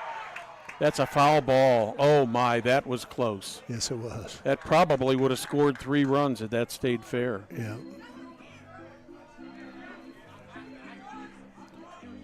Shamrocks threatening to close the gap here in the top of the 4th. Just goes down as a long strike. Drozlik steps back in. I think it's 22 down there at first base. Running for the catcher. That would be Johnny Ewing. Nice pitch. I'll tell you what, Ewing was flying on the bases because he was at shortstop when the ball was still in left field.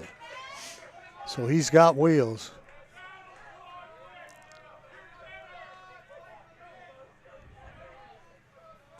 So Ewing big pitch here. Oh boy, nice stop there by Garrett Dixon. That ball gets by him, and it's a two-run game. That was way outside. Glander still ahead of him, 1-2. This is the second time Joe's had bases loaded.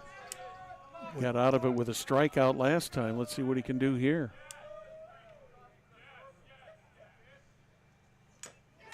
Got him. Wow. What a battle. Man alive, that was a battle. So in the 4th for the Shamrocks, no runs, 1 hit, no errors, 3 left on the bases. We're in the middle of the 4th. Score remains Millers 5, Shamrocks 2. We'll be right back. Can I help you? Yeah. I'm looking for Logan Street signs and banners. You found us. But this ain't Logan Street. We moved 22 years ago. You're telling me that Logan Street signs and banners isn't on Logan Street anymore? Exactly. So what are you saying? Logan Street signs and banners conveniently not located on Logan Street, but on South 10th Street in Noblesville, Indiana. Welcome back to Dunker Field. I'm Brad Silbert along with Perry Williams. And Perry, that is the second time that the Shamrocks have left the bases loaded in this game. That's a lot of potential runs they left on the bags. Oh, man, that's got to really make you think and how lucky the Millers are in that situation. And yeah. Drozlik, in my mind, in the ball games that we do, in the Hoosier Crossroads Conference, he has got to be one of the better hitters, and with power. No doubt about it. He's just got the presence up there at the plate. Yeah. Oh, absolutely. I don't know how else to describe it. In fact, I was very, very shocked not to he hasn't done a great job because he's batting .480, but that he doesn't have any home runs this season.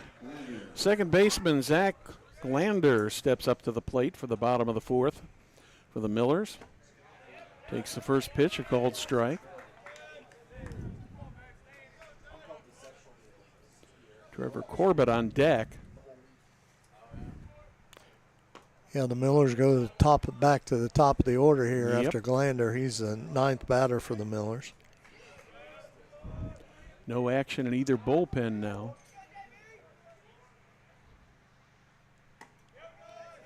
A little bit inside makes it 2-1. Good eye there by Zach Glander.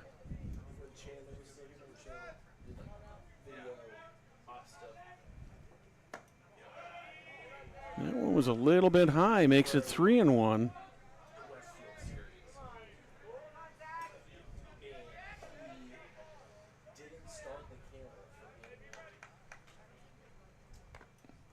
Hit him. That one hit him on the wrist.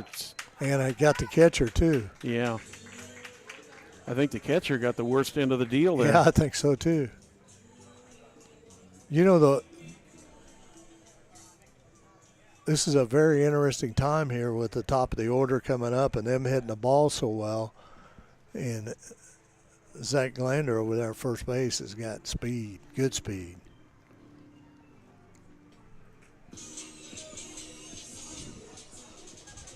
Well, the first three batters have accounted for all 5 of the Miller runs. And Trevor Corbett, if he hadn't made a base running error, probably would have been the 6th. Yep. Speaking of Corbett, he steps up for his 3rd at bat. He walked last time. Throw over to first. Zach Glander back in plenty of time. Certainly Blevins doesn't mind throwing to the bases. No, he does not. Especially to first.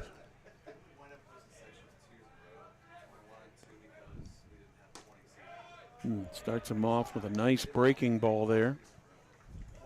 Called strike 1.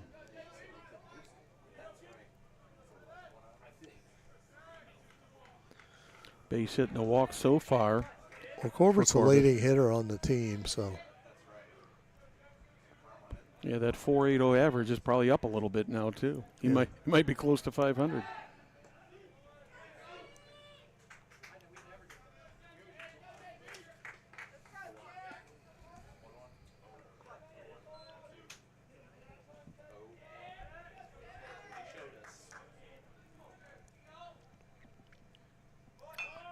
Oh, nice. That's going to stay fair. Yeah. What a play there. I was just going to say, Barry, that stays fair. That was a great bunt. They certainly caught the Shamrock sleeping on that one. Oh, they certainly did. So Corbett is now 2 for 3 on the night. Credit him with a base hit. And that sends Zach Glander down to second base and brings up Aiden Reynolds, who's got a double and a walk.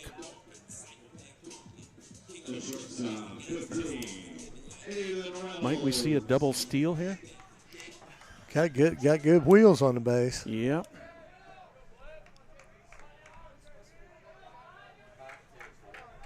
Glander on second, Corbett on first, Reynolds at the plate.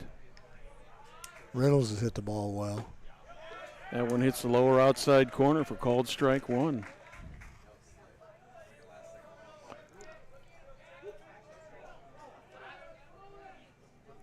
Isn't Corbett 2 for 2? Yes. Yeah, he had a walk in 2 singles.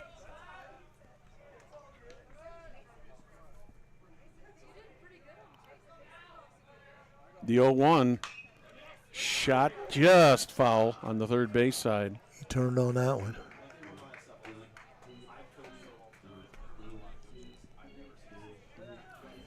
Millers, it looks like they're going to get some action in the bullpen once again. Eli Hall's probably back down there, 16. Not sure who it is.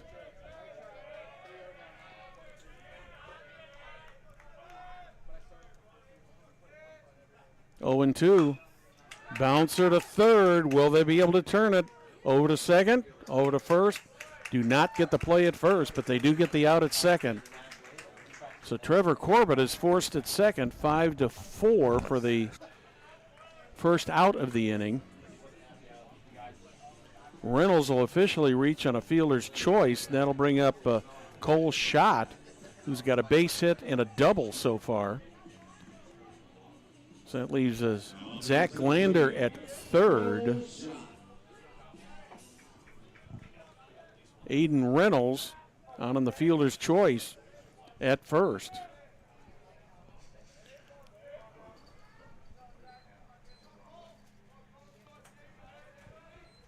One down here in the bottom of the fourth. Throw over to first.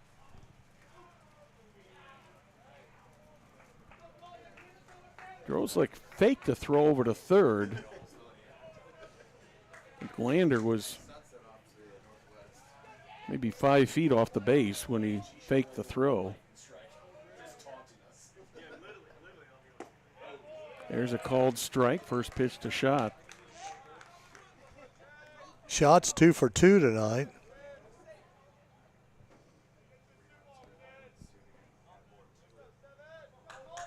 One down, 2 on, bottom of the fifth. Rather, bottom of the fourth, let's make that. Another nice pitch over the outside corner.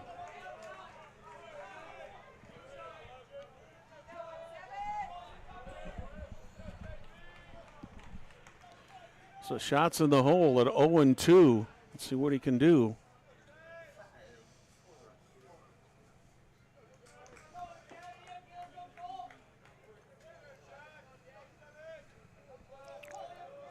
We're in the bottom of the fourth inning here. Throw over to first, not in time. I also thought he was doing the old fake. The ball got by me. Yeah, I caught that.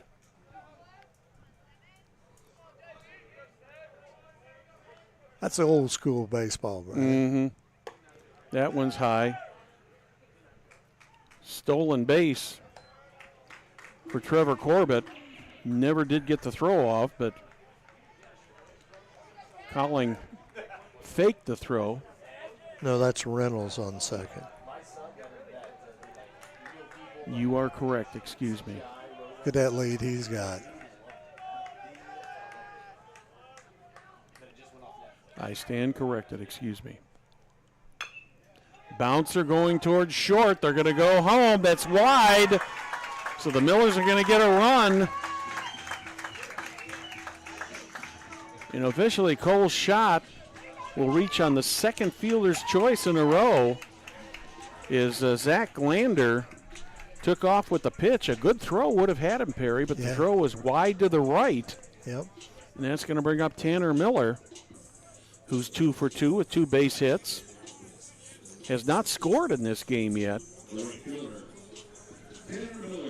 So that leaves Aiden Reynolds at third. Cole Schott at first. How many times can you say that both of the runners on base reached on fielder's choices? Yeah. Not very often. No. Millers do get another run, though. Runs are a good thing. Yep. That one's going to be close over at first, but now he hit him in the back. So. Yeah, Cole Schott managed to get back in time. I love plays like that, though. Mm-hmm. Little old trickery there. Little deception, we'll call it.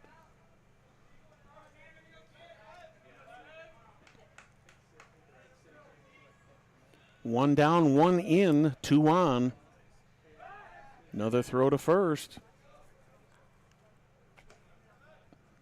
Schott is back in plenty of time.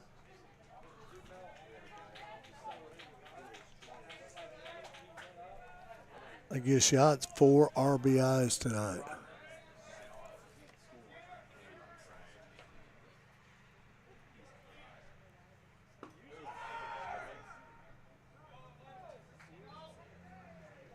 That's a strike called. Schott has 5 stolen bases so far in the season. Now that's number 6. He did take off with the pitch, so you got to give him credit for the stolen base.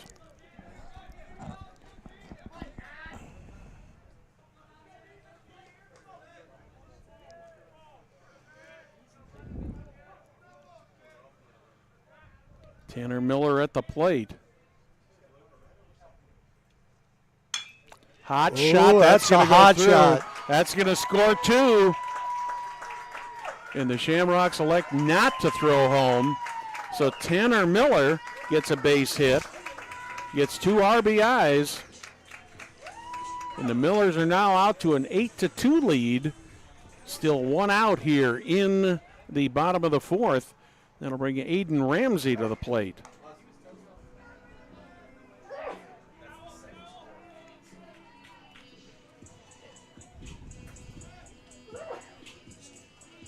Bless you.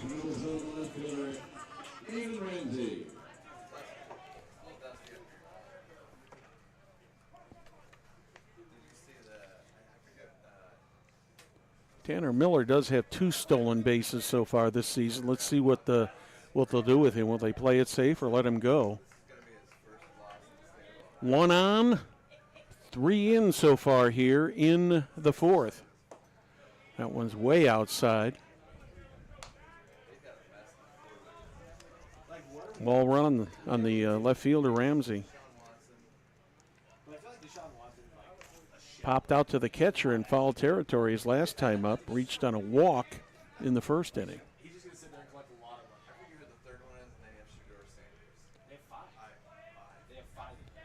Levin looks over to first.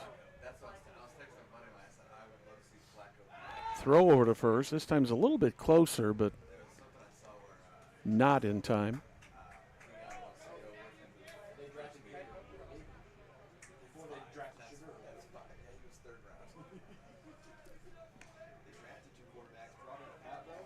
One and 0.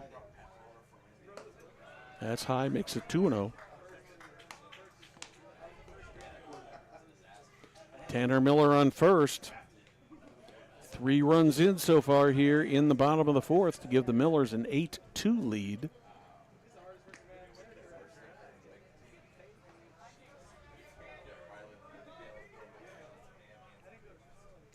Nine hits so far tonight for the Millers.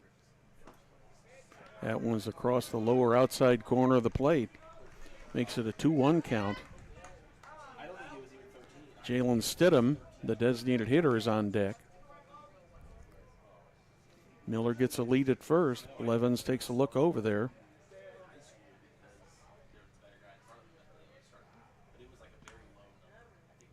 Ooh, that one hit him on the... Nope. He leaned into it. So they're saying that is a strike because he leaned into the ball. I think Justin Keever is asking for an explanation on that.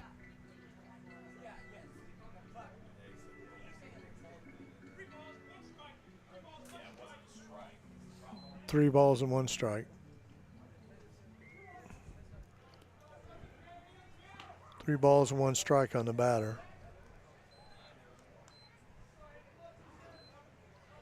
Ramsey still at the plate. Fouls that one off. Full count.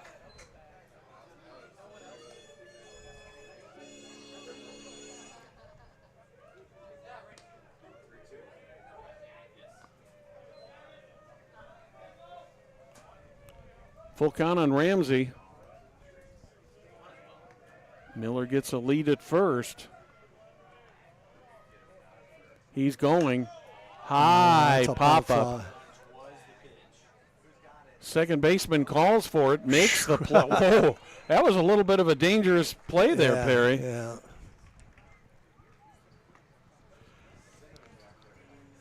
I'm surprised he took that fly ball as good an outfielder as Lindsey is, because Lindsey clearly was there. Yeah, he was, and he had a better angle on it. Yeah, I did. No doubt. Coming up is always better than trying to go back. Oh, and most definitely.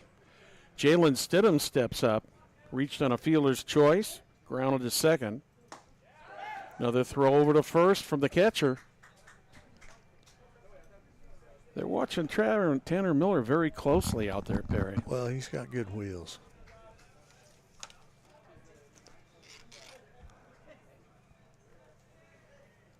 Oh, and 1 on Stidham. And he's getting a good lead. Oh, yes, he is. Takes that one. That's the 0-2 pitch.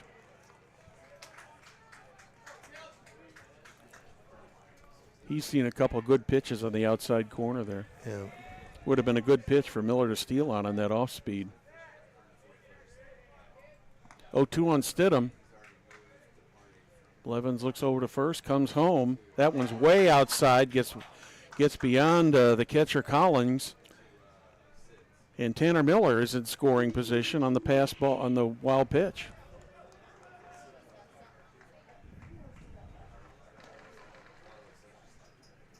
Makes the count 1 ball, 2 strikes.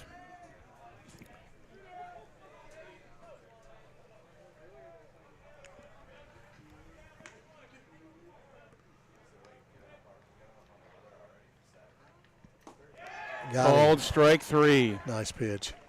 Beautiful pitch to Stidham. Third out of the inning, but in the inning for the Millers, they had 1 run, or rather 3 runs, 1 hit, no errors, 1 left on the bases. At the end of 4, it's Millers 8, Shamrocks 2. We'll be back.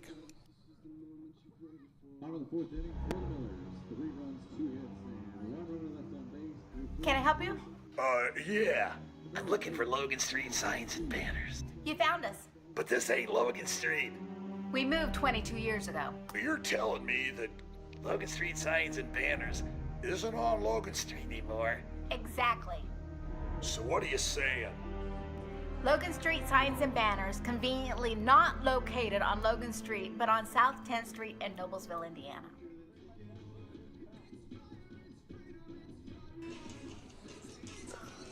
We're back here at the dunk. The Noblesville Millers are leading 8-2 over the Westfield Shamrocks. I want to remind everybody that weather permitting tomorrow night, the Millers travel to Westfield to play this second game of the 2-game series at Westfield.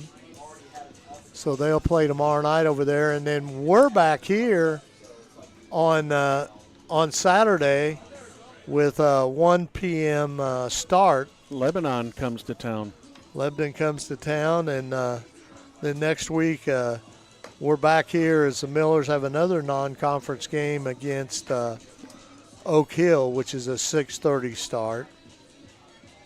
And then we start the series with Southeastern with softball on Tuesday night and the baseball game on Friday night.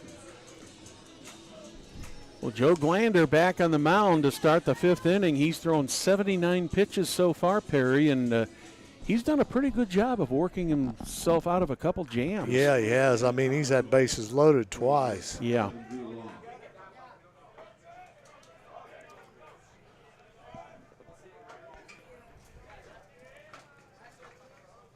Top of the 5th. First pitch to Drew Law is a called strike. But remember, we talked about this at the beginning of the game. Joe's a .52 ERA. Mm-hmm.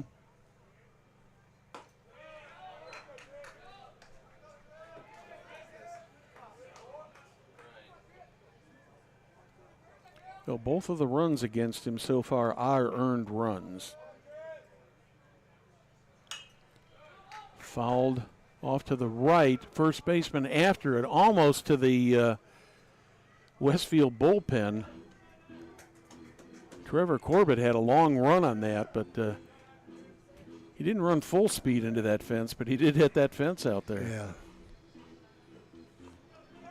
0-2.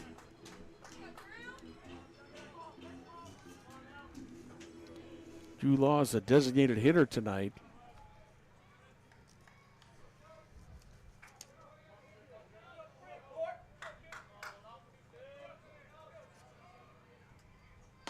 Swing and a miss, goes down swinging. 1 down here in the top of the 5th. That'll bring Beck Jordan up, third baseman, for his 3rd at bat. 0-1 officially, had a walk in the 1st. Struck out in the 3rd. He's a big boy up there at the plate.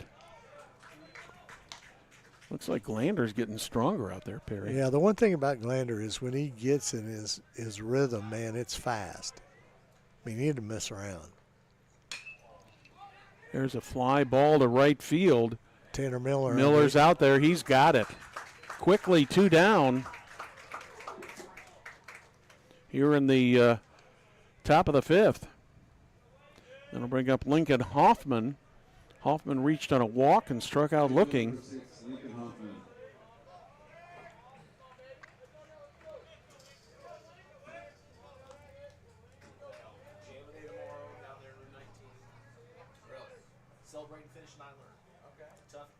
Glander's only given up 3 hits to the Shamrocks so far tonight.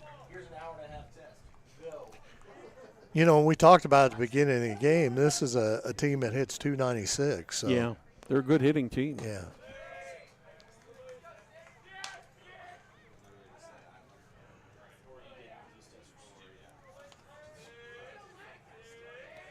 Nine strikeouts so far for Glander. That one's a called strike, makes it 2-1.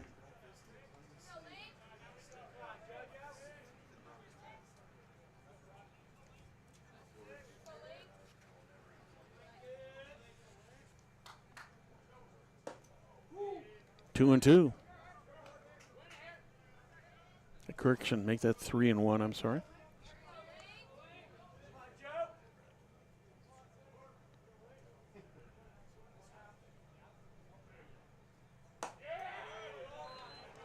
And Hoffman draws the walk. That's his second walk of the game.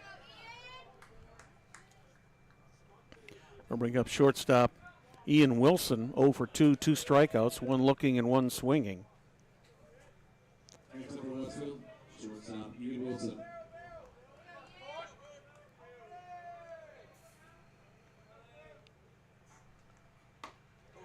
Strike 1 over the inside corner.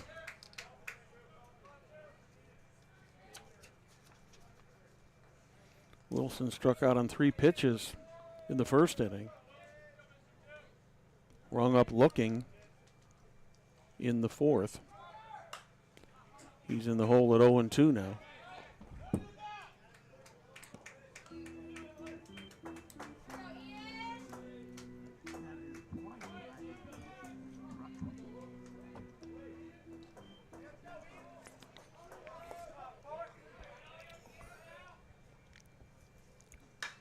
Another foul ball going off to the right side. That's out of play.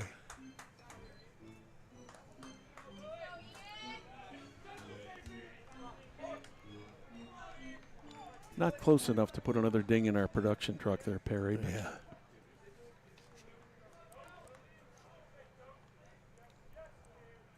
Oh, and 2 on Ian Wilson. A little bit outside. He wouldn't go for it. Miller's lead here, 8-2. We're in the top of the 5th inning, 2 outs. Ooh, a little high. Yep. Close. But no cigar. Yep. Well, he was up there with 2 balls and 2 strikes last inning and got rung up. Let's see what Glander can do with him here. Swing and a miss. So Ian Wilson goes down swinging. Struck out 3 times so far in this game. So in the top of the 5th for the Shamrocks, no runs, no hits, no errors. 1 left on the bases. Middle of the 5th, score remains Millers 8, Shamrocks 2. We'll be back. Can I help you? Yeah. I'm looking for Logan Street signs and banners. You found us. But this ain't Hang Logan on. Street. We moved 22 years ago. You're telling me that Logan Street signs and banners isn't on Logan Street anymore? Exactly.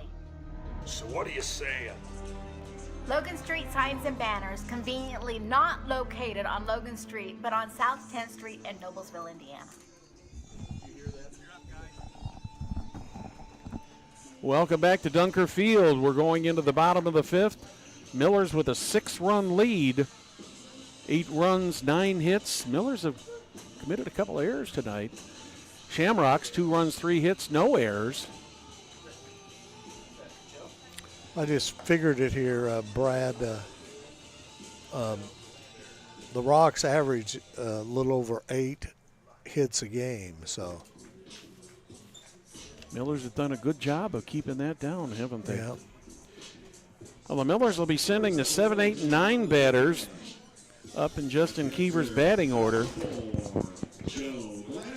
Pitcher Joe Glander will step in. He struck out and had a base hit.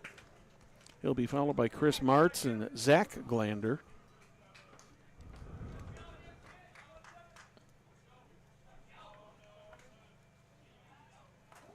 Glander steps out.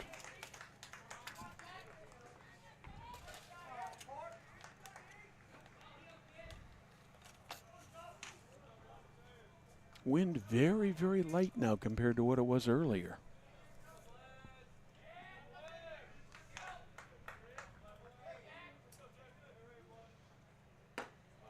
Glander takes the first pitch. Who's down there warming up, Brad? Let's see if we can see who that is. Pitch swung on. Strike one, 1-1.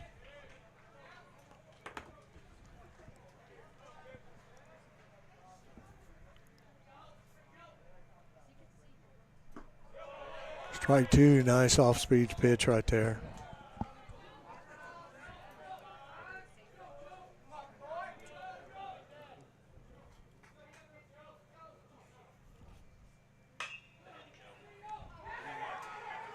Nice stop by that third baseman there. That's a base hit.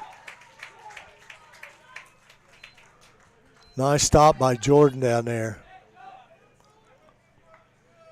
That saved it.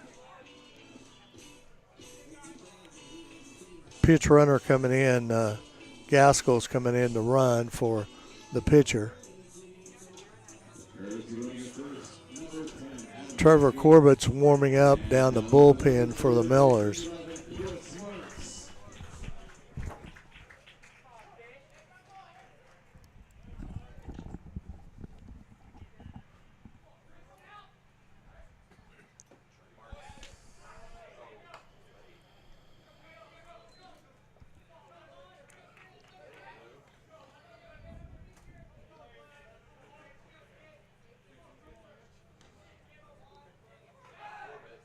Throw over to first. Back in plenty time. That's Adam Gaskell, the courtesy runner, over at first.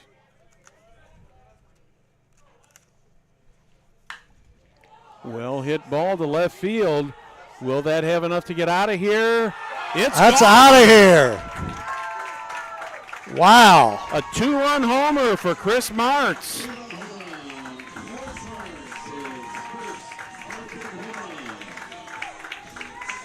So the Millers pick up 2 more runs. Now they have a 10-2 lead here in the bottom of the 5th. Chris Martz got all of that one, Perry. And he most definitely did. That one didn't need any wind to help it to get out of here. That's his first home run of the season. And the Millers' 7th home run.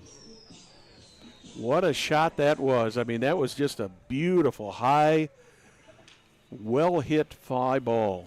Not bad for an eighth in a batting lineup. Yep. Yes, sir.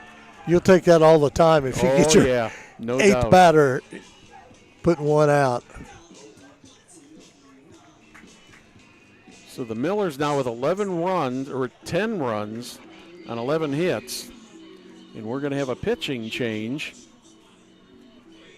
Yeah, it looks like the new pitcher. Is that a 5? It's either a 5 or a 6. It's probably a 5.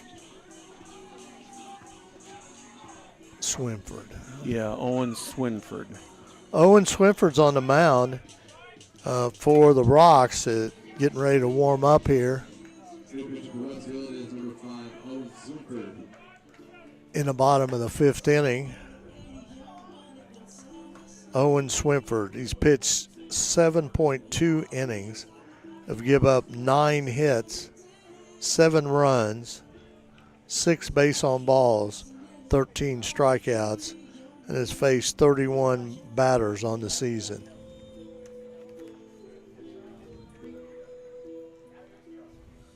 Swiffer going to the mound here.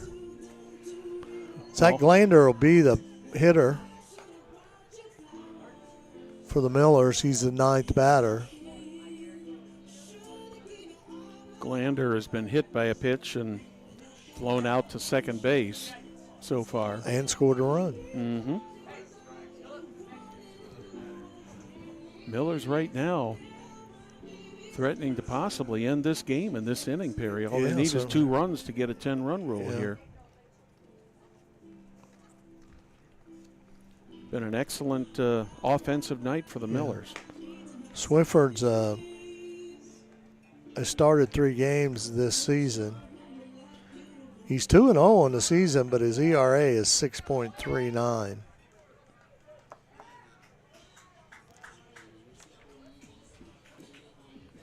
I believe we had Blevins for 43 pitches in his relief appearance there.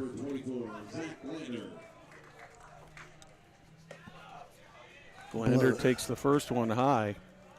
42 pitches, 29 for strike for Blevins, and he faced 13 batters.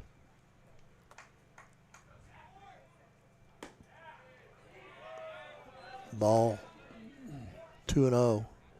2-0 and Zach Glander. So the Millers have had a little bit of everything tonight. The only thing they have yet to have is a triple. Yeah. You know, Blevins didn't walk anybody, Brad. Mm-hmm. Struck out 1, but he gave up 4 hits. That one's inside, makes it 3-1 on Zach Glander. Top of the order coming up.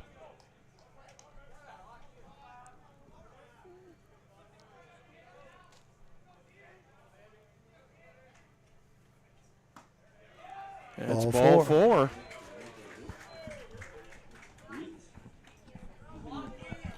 So that'll bring Trevor Corbett back to the plate. He's been on base every time he's been up so far tonight. 2 hits and a walk. Scored 1 of the runs for the Millers.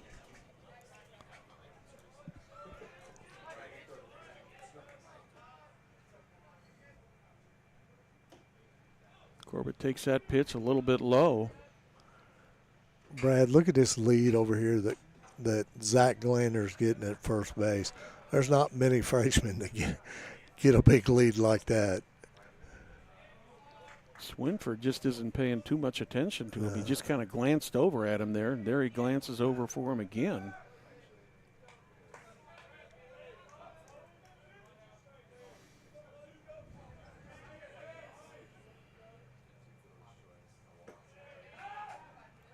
He had a big lead there. Yeah, he did. Colling thought about throwing down to first, but he didn't. 2-0 on Trevor Corbett. Aiden Reynolds on deck.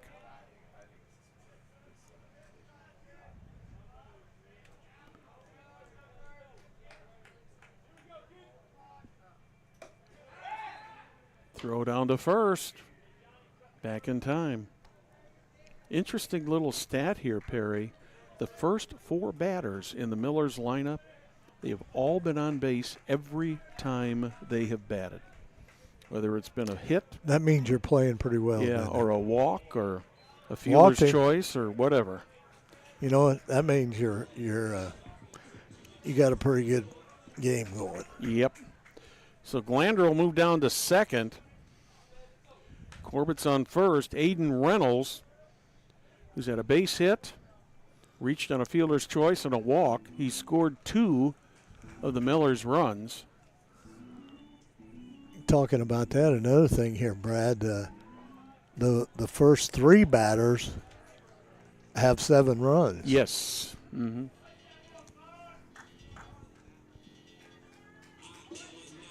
And it's amazing that Tanner Miller's been on base every time he hadn't scored. Mm-hmm. Well, Schott has scored 2. Reynolds has scored 2.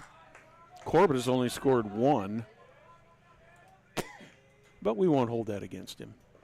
Well, That one almost gets away. a Game Changer shows that Reynolds and Schatz both have scored 3. No, I don't.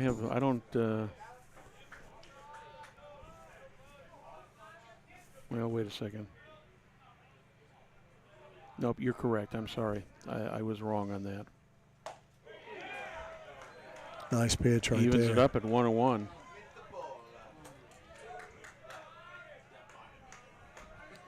Reynolds could end this as one mighty swing, couldn't he? Yes, he could.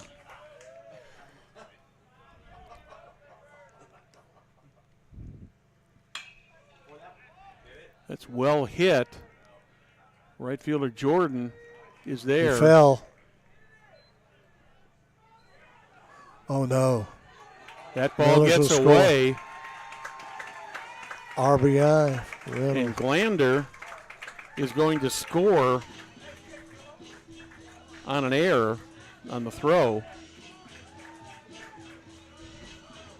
So that gives the Millers 11 runs now. And Trevor Corbett advances to second.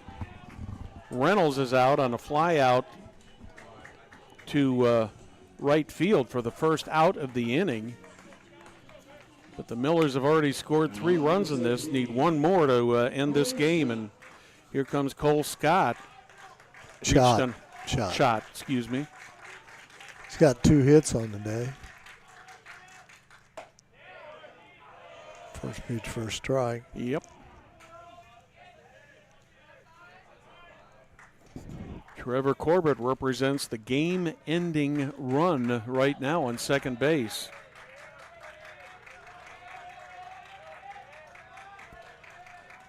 The Miller bats have come alive tonight. Ooh, big swing and a miss there. Couple good pitches there. Yeah, 0-2 on shot. Corbett not getting a big lead there at second. No, he's not. He's probably a little goosey about getting it. Yeah. Yeah, he's been cut down once already tonight. That one's fouled back. That one hit the light post. Yeah, that's a fair ball. I was say I heard that dinging sound. I thought, did they hit the production truck again? But I think that would have gone over the truck. Still 0-2 on Cole Shot.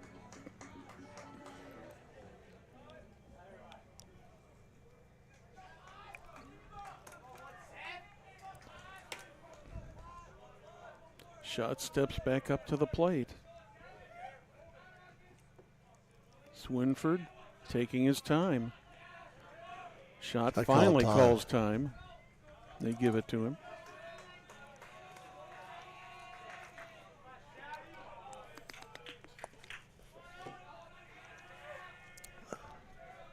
Waiting on the 0-2 pitch from Swinford. Here it comes. Swing and a miss. Got strike 3. Shot 2 goes outs. down on strikes. 2 down. That'll bring up Tanner Miller. He is 3 for 3 so far tonight with 3 singles, but has yet to score.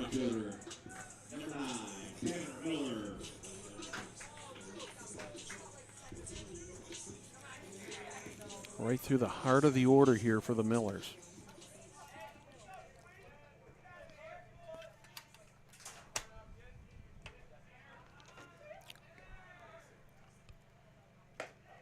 That one's a little bit high.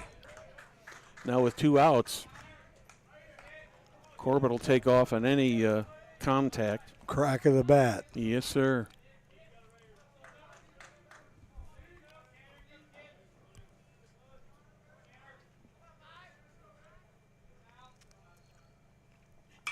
Ooh, that one's fouled back to the right.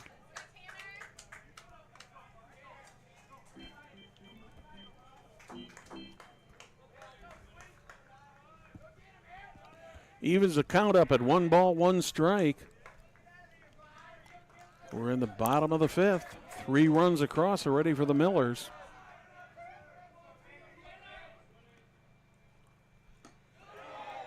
Did he hold up in time? Oh, yeah. He did.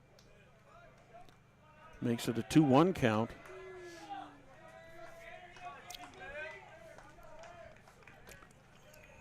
Miller probably having one of the better nights of his career. Yeah, he's having a great night tonight.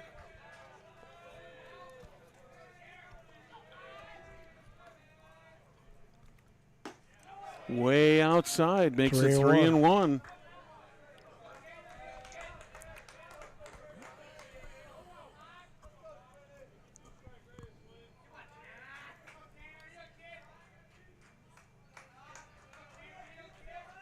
Aiden Ramsey on deck.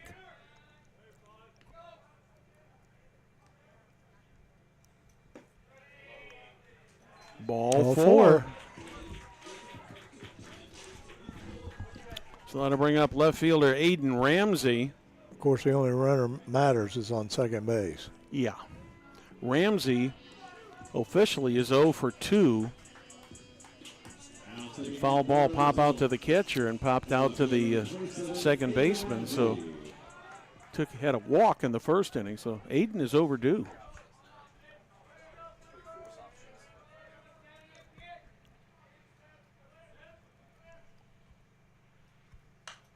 Fouls that one straight back.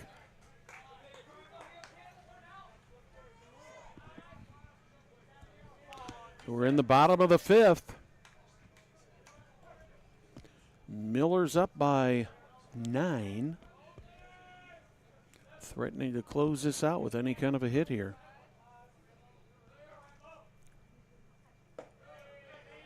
Ramsey takes that one a little bit low. Ramsey's the 8th Miller to bat in this inning.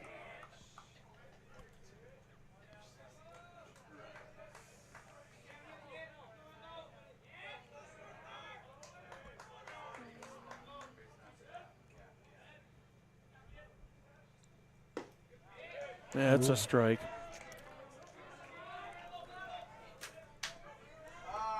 Home plate umpire's been very consistent tonight on the strike zone.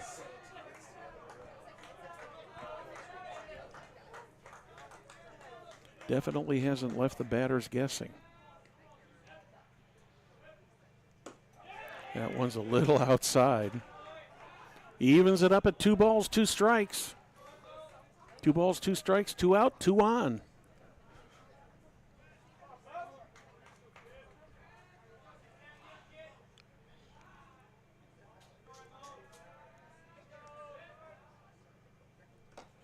That one's way outside. On the play, Corbett takes third. That was a good base running by Corbett right there now. Yeah, Tanner Miller never moved off of first.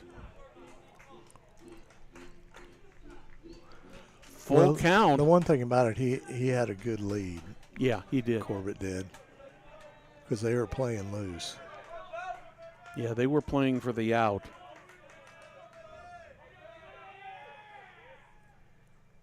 Swing and a miss.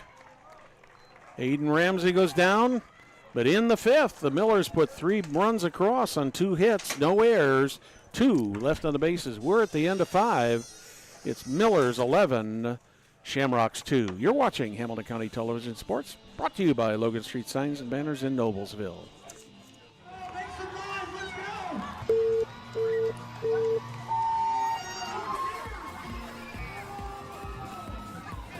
Some noise out here. Come on, who's dancing?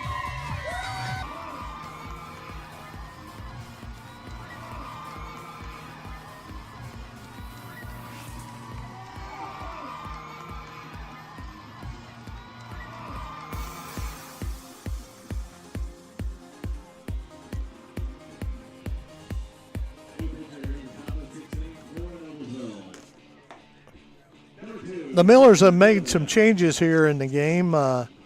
Now pitching is Trevor Corbett. He's moving from first base to the pitcher's mound here in the top of the 6th inning. And Adam Gaskell is playing first base. Yeah, he's over at first now.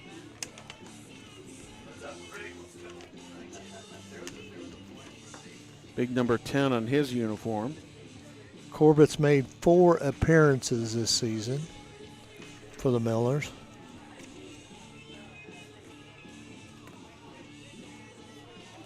Joe Glander threw 96 pitches through 5 innings. He certainly did. Corbett has pitched 11 innings so far, given up 8 hits, 5 runs, 2 base on balls, and he struck out, listen to this, Brad, 21 batters of the 39 he's faced in 11 innings. Amazing. Corbett, the senior, he's played this season. He's played quite a few games at shortstop, at second base, first base tonight, and he's pitched. So a little bit of a utility player. Yes, he can play just about anywhere on the field. Left fielder Nick Farrow steps in. Farrow's been hit by a pitch and walked, so officially 0 for 0 so far.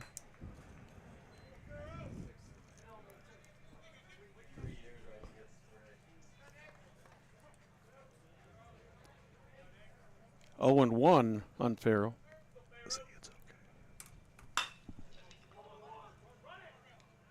Oh my, that was bobbled by the shortstop Reynolds. That'll be an E6. That's the 3rd error of the game on the Millers.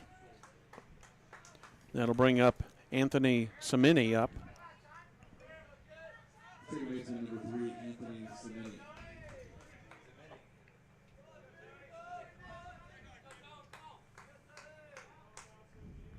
Smitty has a base hit and a strikeout. That one comes in a little bit low.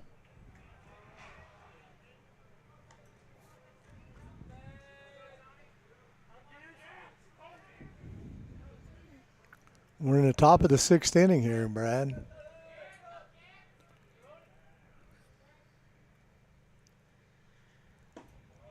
Another pitch is low and outside. 2-0.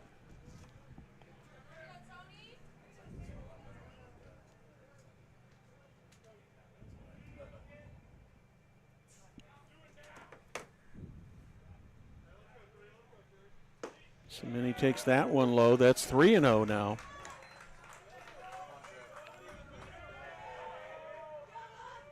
Corbett having a little trouble hitting the plate.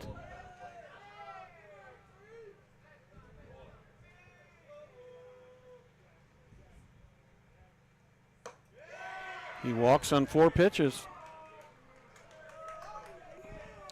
We'll bring up Caden Lindsay.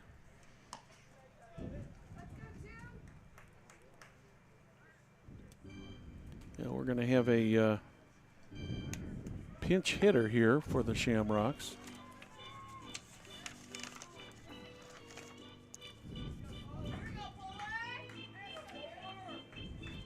This will be number 10, Garrett Poehler. He's played in 6 games this season. He's batted 7 times. He has no hits on the season.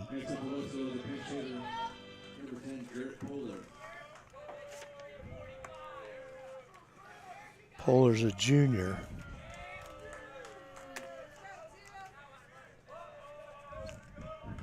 Two on, no out.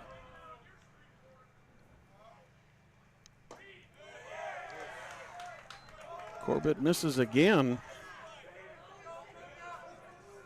It's 5 in a row he's missed the plate on.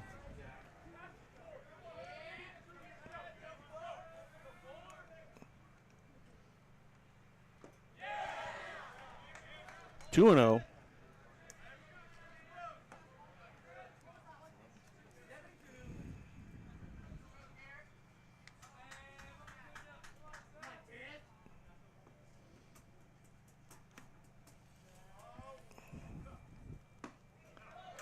There he gets a strike, 2-1.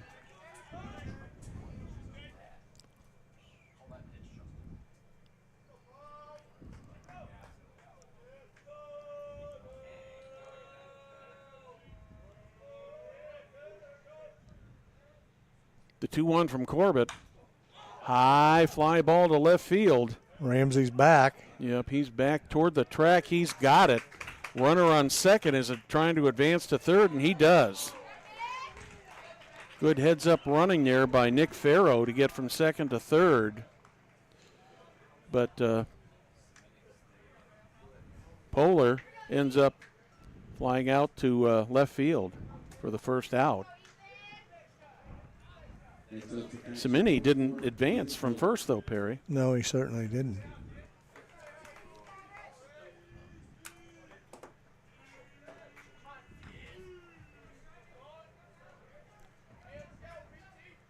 So back to the top of the order. Here's Ethan Colling. That's well hit to left field. Is Ramsey under it? Yep. He's got it. He throws to second, conceding the run at third. So Farrow scores. And Colling fouls out to left field once again. 2 in a row to left field. That'll bring up Matt Drozlik. Runner on first. 1 run in.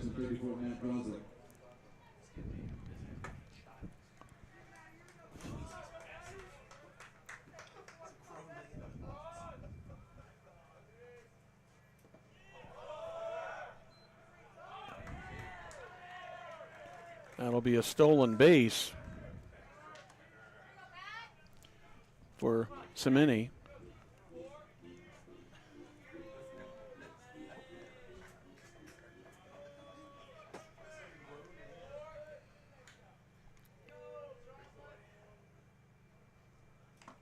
Swing and a miss. 1-1.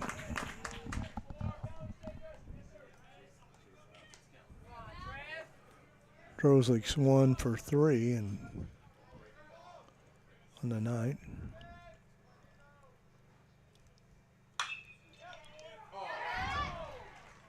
That's probably going to score another run. That ball just died in the grass there. Millers quickly get it into second base. But Cimini scores the second run of the inning for the Shamrocks. Drozlik ends up on first base with a single.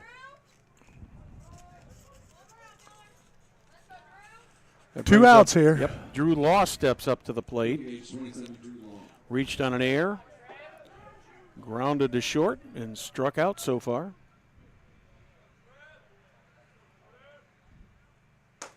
Big swing and a miss.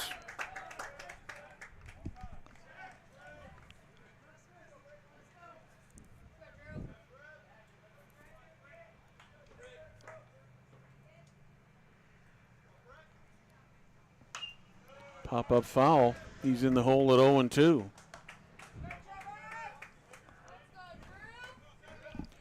Two down. 1 runner on at first, 2 runs in.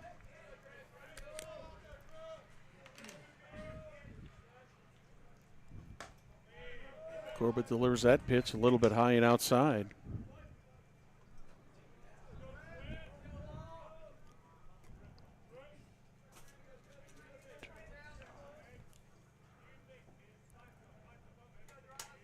The 1-2 from Corbett.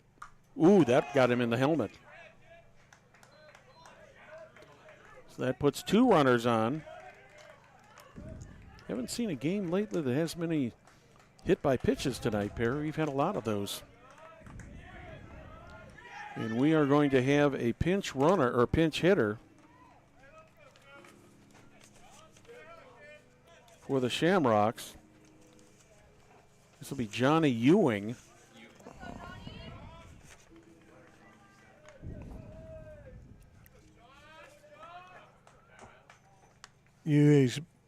Ewing's been at the plate 22 times and has 6 hits on.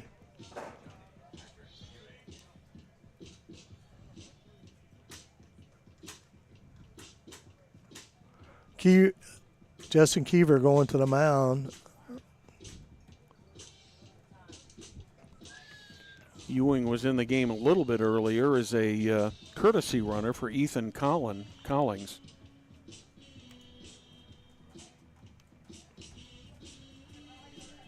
So now he'll be officially a pinch hitter here in the 6th inning. As Justin Keever is conferring with the Miller infield.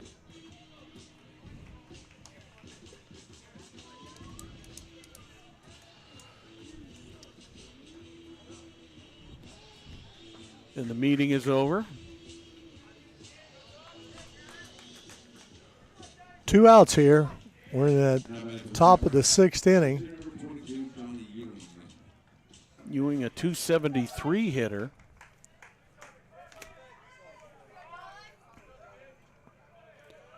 Two down, 2 on.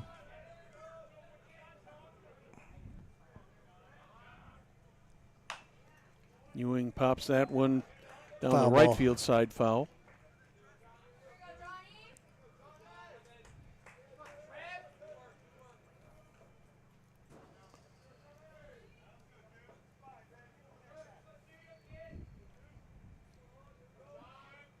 The 0-1 from Corbett. Fouled back again. Ewing in the hole at 0-2. Corbett would like to end this right here, this inning, right now.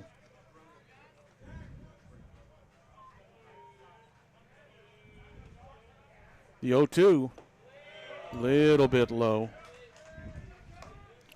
He was fishing there, Corbett was. He sure was.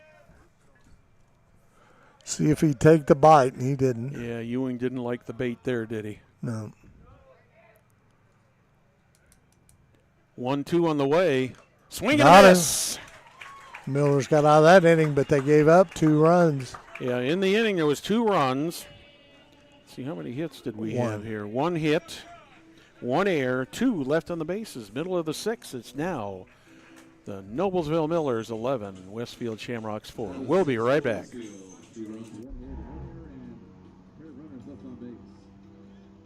Can I help you? Yeah. I'm looking for Logan Street signs and banners. You found us. But this ain't Logan Street. We moved 22 years ago.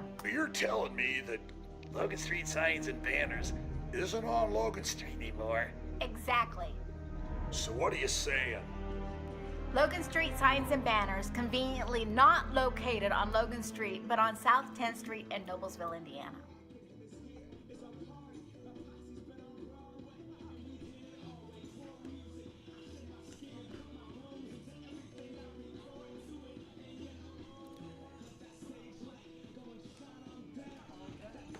Welcome back to Dunker Field. Brad Silbert along with Perry Williams. We're in the middle of the 6th. Millers right now with an 11-4 lead. As the Shamrocks came back with 2 runs here in the top of the 6th. Millers are going to be sending the 6, 7, and 8 batters in Justin Keever's lineup up to the plate.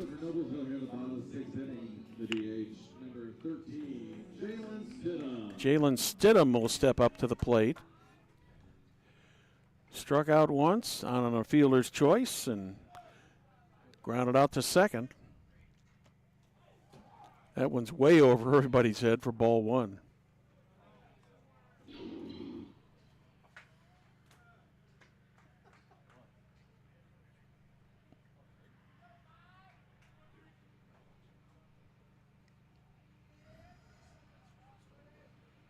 The 1-0 pitch. A little bit low. 2-0.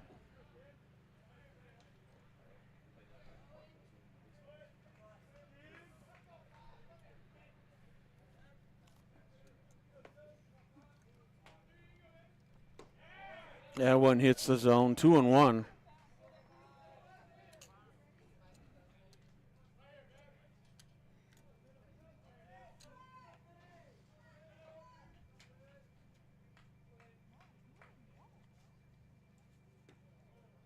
Three and 1 now.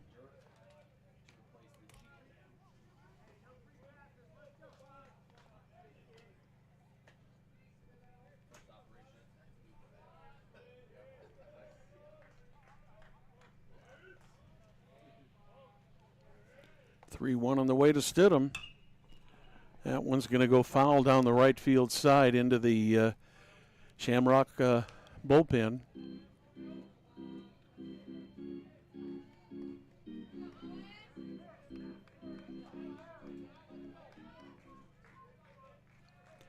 Full count on Jalen Stidham. Just gets a little nick on that ball to remain at 3-2.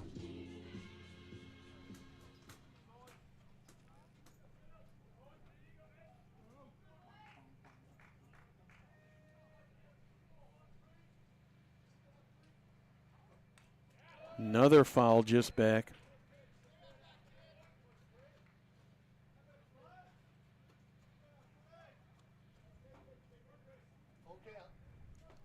Full count.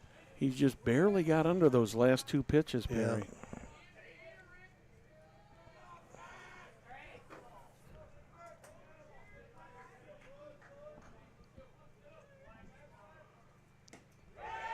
Did he go? They say he went. Did. Official will be a strikeout swinging on Jalen Stidham. It's his second strikeout tonight. And that'll bring up Adam Gaskell. He's batting for Glander.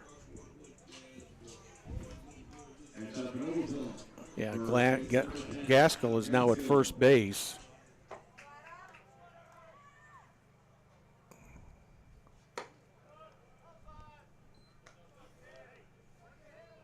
Gaskell's hit is batted for 15 times with 3 hits, 1 RBI.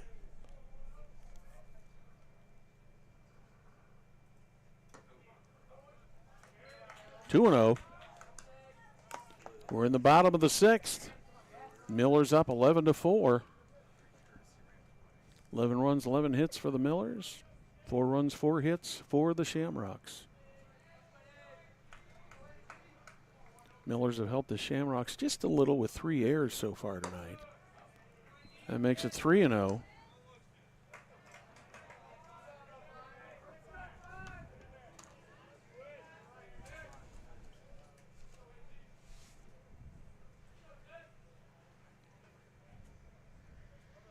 The 3-0 from Swinford. That hits the corner of the plate. Makes it 3-1. Nice off-speed pitch there by Swinford.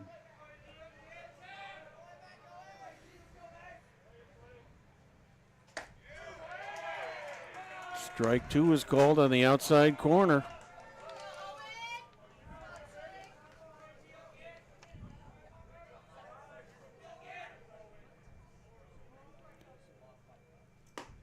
Swing and a miss by Adam Gaskell. He's down on strikes.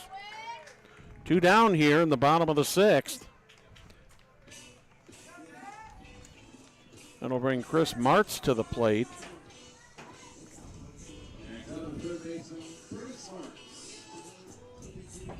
Martz got a big hit last time up. Yes, he did.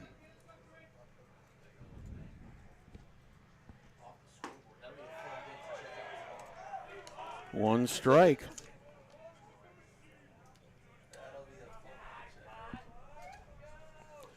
Two down, bottom of the 6th. Grounder towards short. Wilson picks it up, over to first, bobbled the ball. Drozlik bobbled that. That's going to be an error on the first baseman. That was a good throw. The Rocks have got 2 errors.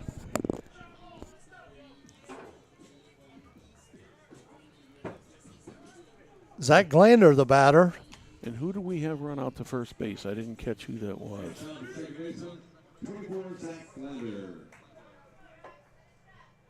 That's still Martz over there. Is it? Okay. Glander takes the first pitch for a called strike 1. Glander scored 2 runs tonight.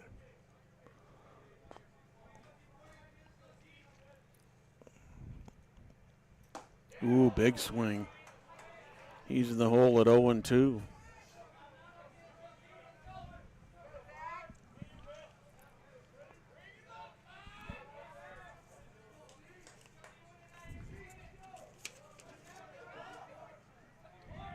The 0-2 pitch just gets a little bit of that and fouls it off to the right side.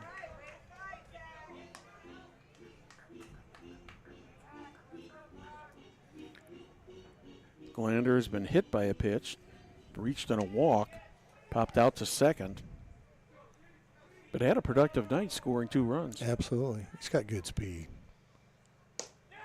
Swing and a miss.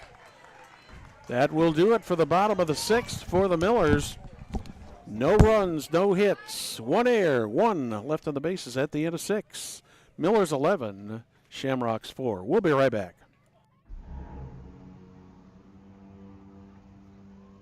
Can I help you? Yeah. I'm looking for Logan Street signs and banners. You found us. But this ain't Logan Street. We moved 22 years ago. You're telling me that Logan Street signs and banners isn't on Logan Street anymore? Exactly. So what are you saying? Logan Street signs and banners conveniently not located on Logan Street, but on South 10th Street in Noblesville, Indiana. Saturday. Weather pending. 1 o'clock first pitch against the Welcome back to Dunker Field. We're moving to the top of the 7th. Noblesville Millers with an 11-4 lead over the Westfield Shamrocks. Trevor Corbett going back out to the mound for the Millers. Millers 11 runs, 11 hits, 3 errors. Shamrocks 4 runs, 4 hits, and 2 errors on the evening. For the Shamrocks, they'll be sending their 5, 6, and 7 batters up. That'll be Lincoln Hoffman, Ian Wilson, and Nick Farrow to face Trevor Corbett. And we're just about ready to go with the top of the 7th. Been a pretty impressive performance tonight so far by the Millers, Perry. Yeah, certainly has. I mean, they've hit the ball. I mean, that's where they've been. That's where they struggled. I mean, on the season, they were coming into this game. They were only averaging 5.8 hits a game, and they've got 11 a night. I mean, that's big. Joe Glander really, with the exception of he only gave up 2 runs, 1 in the 2nd, 1 in the 3rd, pitched a nice game through 96 pitches. Yeah. First pitch from Corbett hits the outside corner. And, of course, you and I talked a couple times here in this game. He had 30 pitches the first inning. Yes, he did. Shamrocks need a big rally here to get back into this one. Hoffman is down 0-2 in the count. Don't forget, Millers are scheduled to play the 2nd game of this series tomorrow at Westfield, obviously weather permitting. You can almost say that every day here. Yes, you can. Indiana. I was going to say, in the springtime, man. Yeah. This year, the month of April has just been a disaster as far as trying to get sporting events in.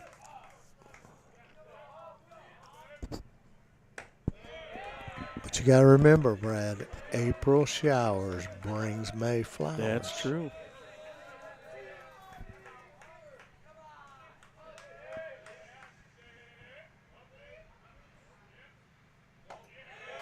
Full count now on Lincoln Hoffman.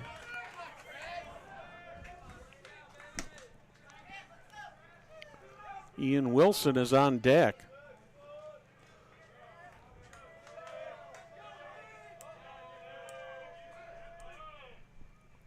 I got him right there. Oh, he was looking for that walk there. Because that was a good pitch. 1 down, Ian Wilson steps in.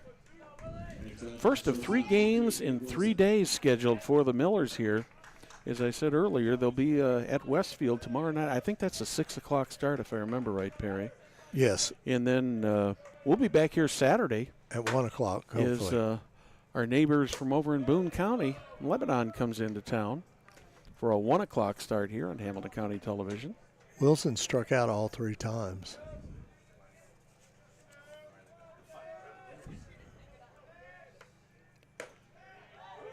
The 1-0 is a little bit high, making it 2-0. Nick Farrow on deck. He has scored 2 of the 4 Shamrock runs tonight. That one hits the inside corner. 2 balls and a strike on Ian Wilson. I'd like to thank our technical crew this evening. Jim Wofford, our executive producer director.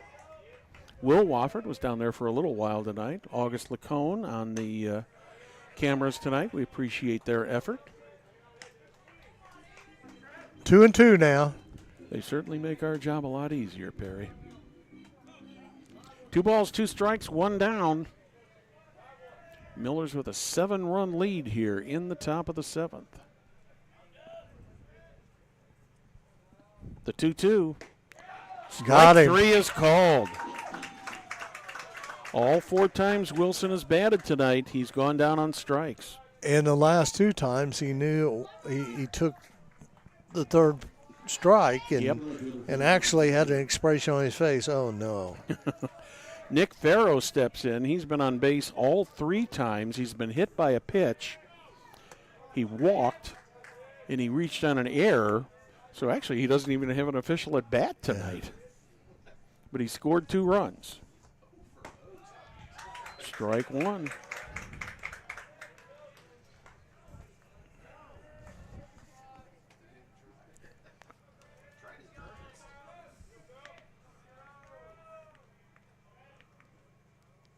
That one's high and outside, evens it up at a ball and a strike.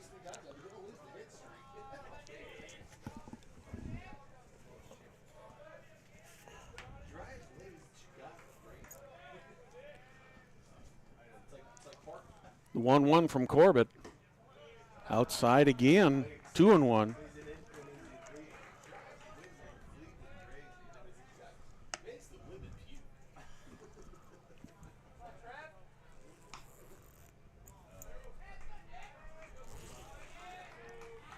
Two outs here, 2-1 on the counter.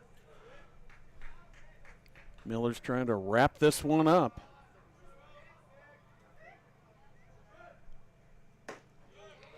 It makes it 3-1.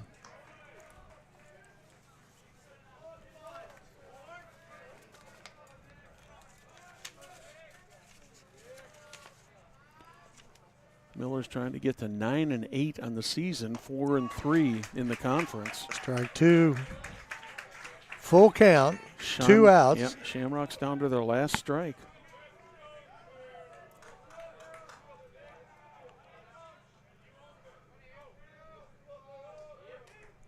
Corbett's ready.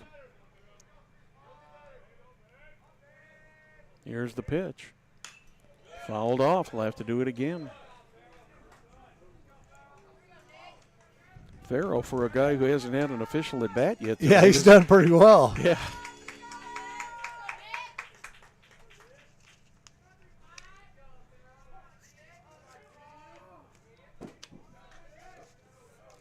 We'll do the 3-2 pitch all over again. Here's Corbett's 3-2. Popped up. Who's going to call this? Corbett is there. He's got it. So the Millers win this one 11-4. Perry, your thoughts on the game? Well, the one thing is the Millers got hits tonight and scored runs, and that's what they've struggled with so far this season. And a great game, great win, and it helps going into tomorrow's game at Westfield. Yep. Yeah. Well, we will see you Saturday afternoon at 1. On behalf of Perry Williams, I'm Brad Silbert. Good night from Dunker Field.